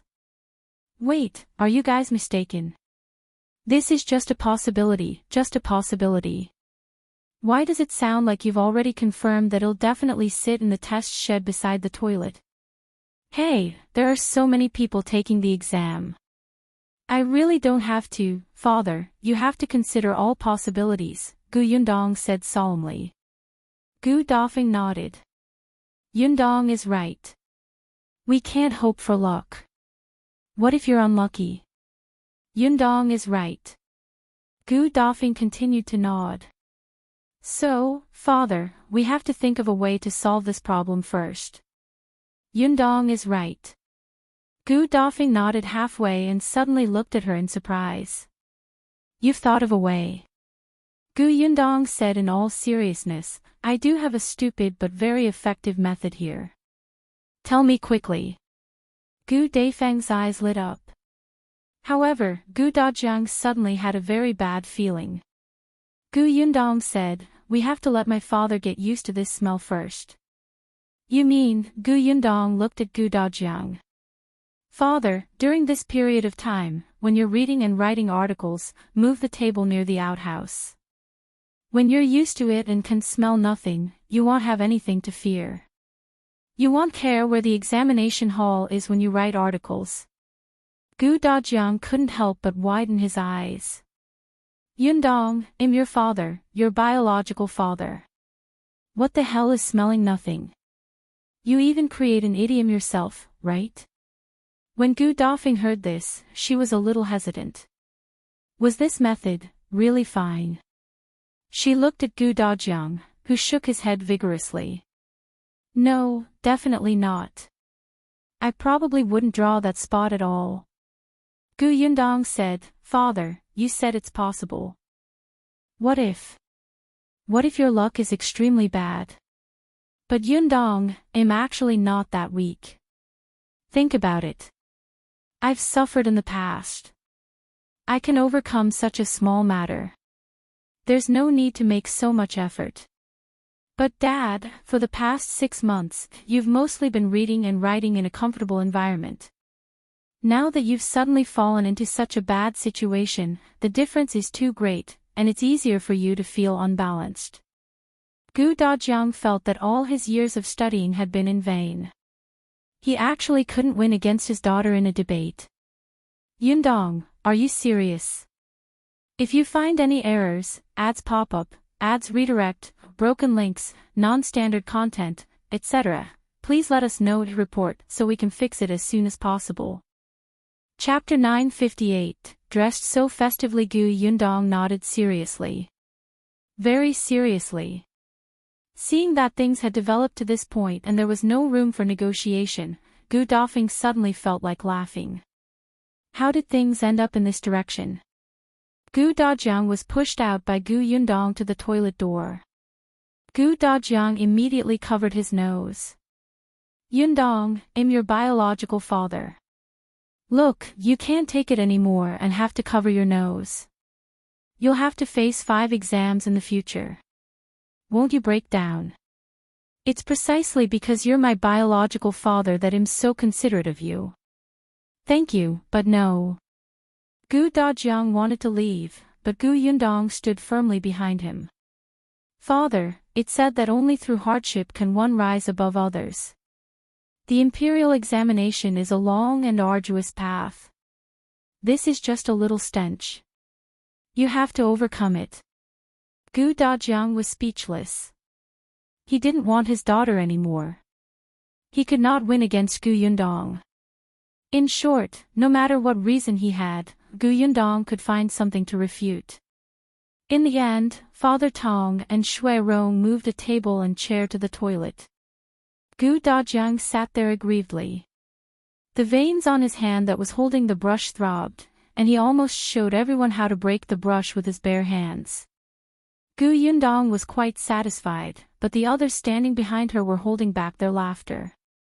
Gu Dafeng couldn't hold it in anymore.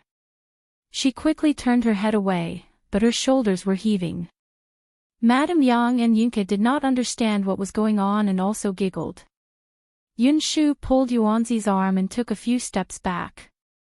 She said softly, "Do we have to read and write like this for the preparation scholar exam?" Bian Yuanji rubbed his head in confusion. "I didn't hear the teacher say that." Gu Yunshu shrank her neck. "My elder sister is too terrifying." The 2 little fellows still had lingering fears. They were already thinking about how to avoid this cruel method when they took the exam. However, Gu Yundong felt that she had solved a huge problem in her heart and began to think about other things. There was no need to worry about food. It was just a day of exams. He could still fill his stomach for more than half a day with some pastries and bread. Gu Yundong thought of everything she could think of and felt that she had missed nothing. Only then did she heave a sigh of relief.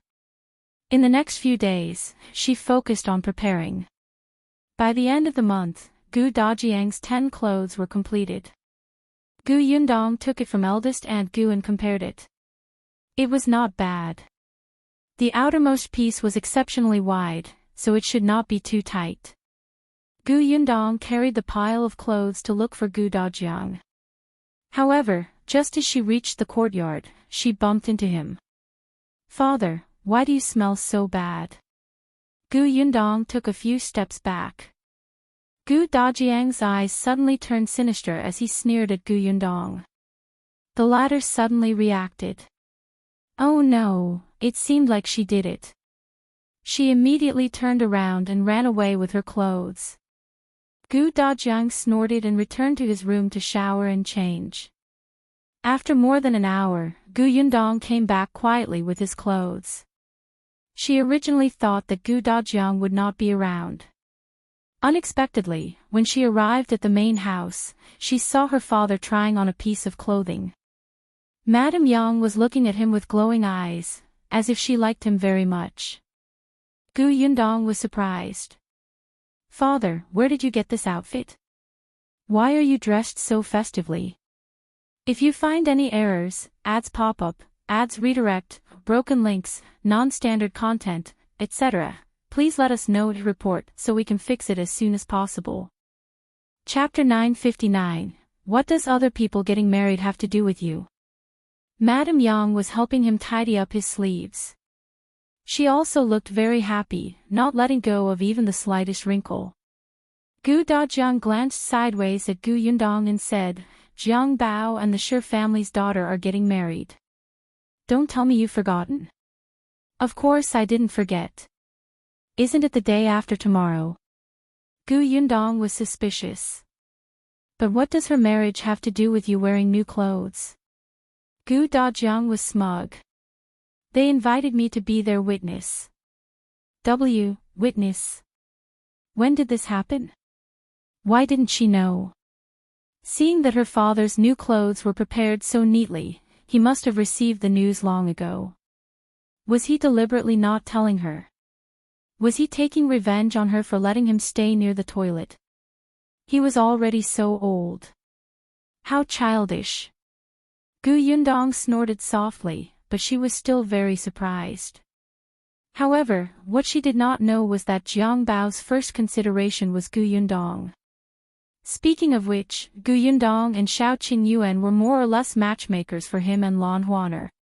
If she hadn't hired Zhuangzi, if Boss Xiao hadn't hired Jiang Bao, the two of them wouldn't have known each other. Naturally, Zhuangzi wouldn't have introduced the girl to her.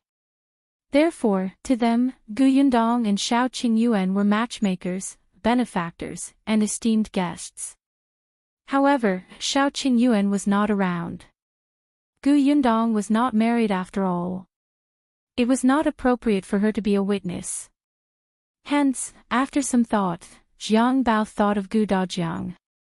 This was Boss Gus's biological father and Boss Xiao's future father-in-law. He was also a scholar. It was said that he would be participating in the imperial examination soon. At that time, he would be the elementary scholar.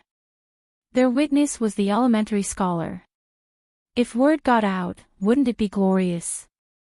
Hence, the Shi couple and the Jiang family came to invite Gu Dajiang. This was the first time Gu Dajiang was a witness. For some reason, he was a little excited. Hence, on the day of Jiang Bao and Lan Hua's wedding, he woke up early.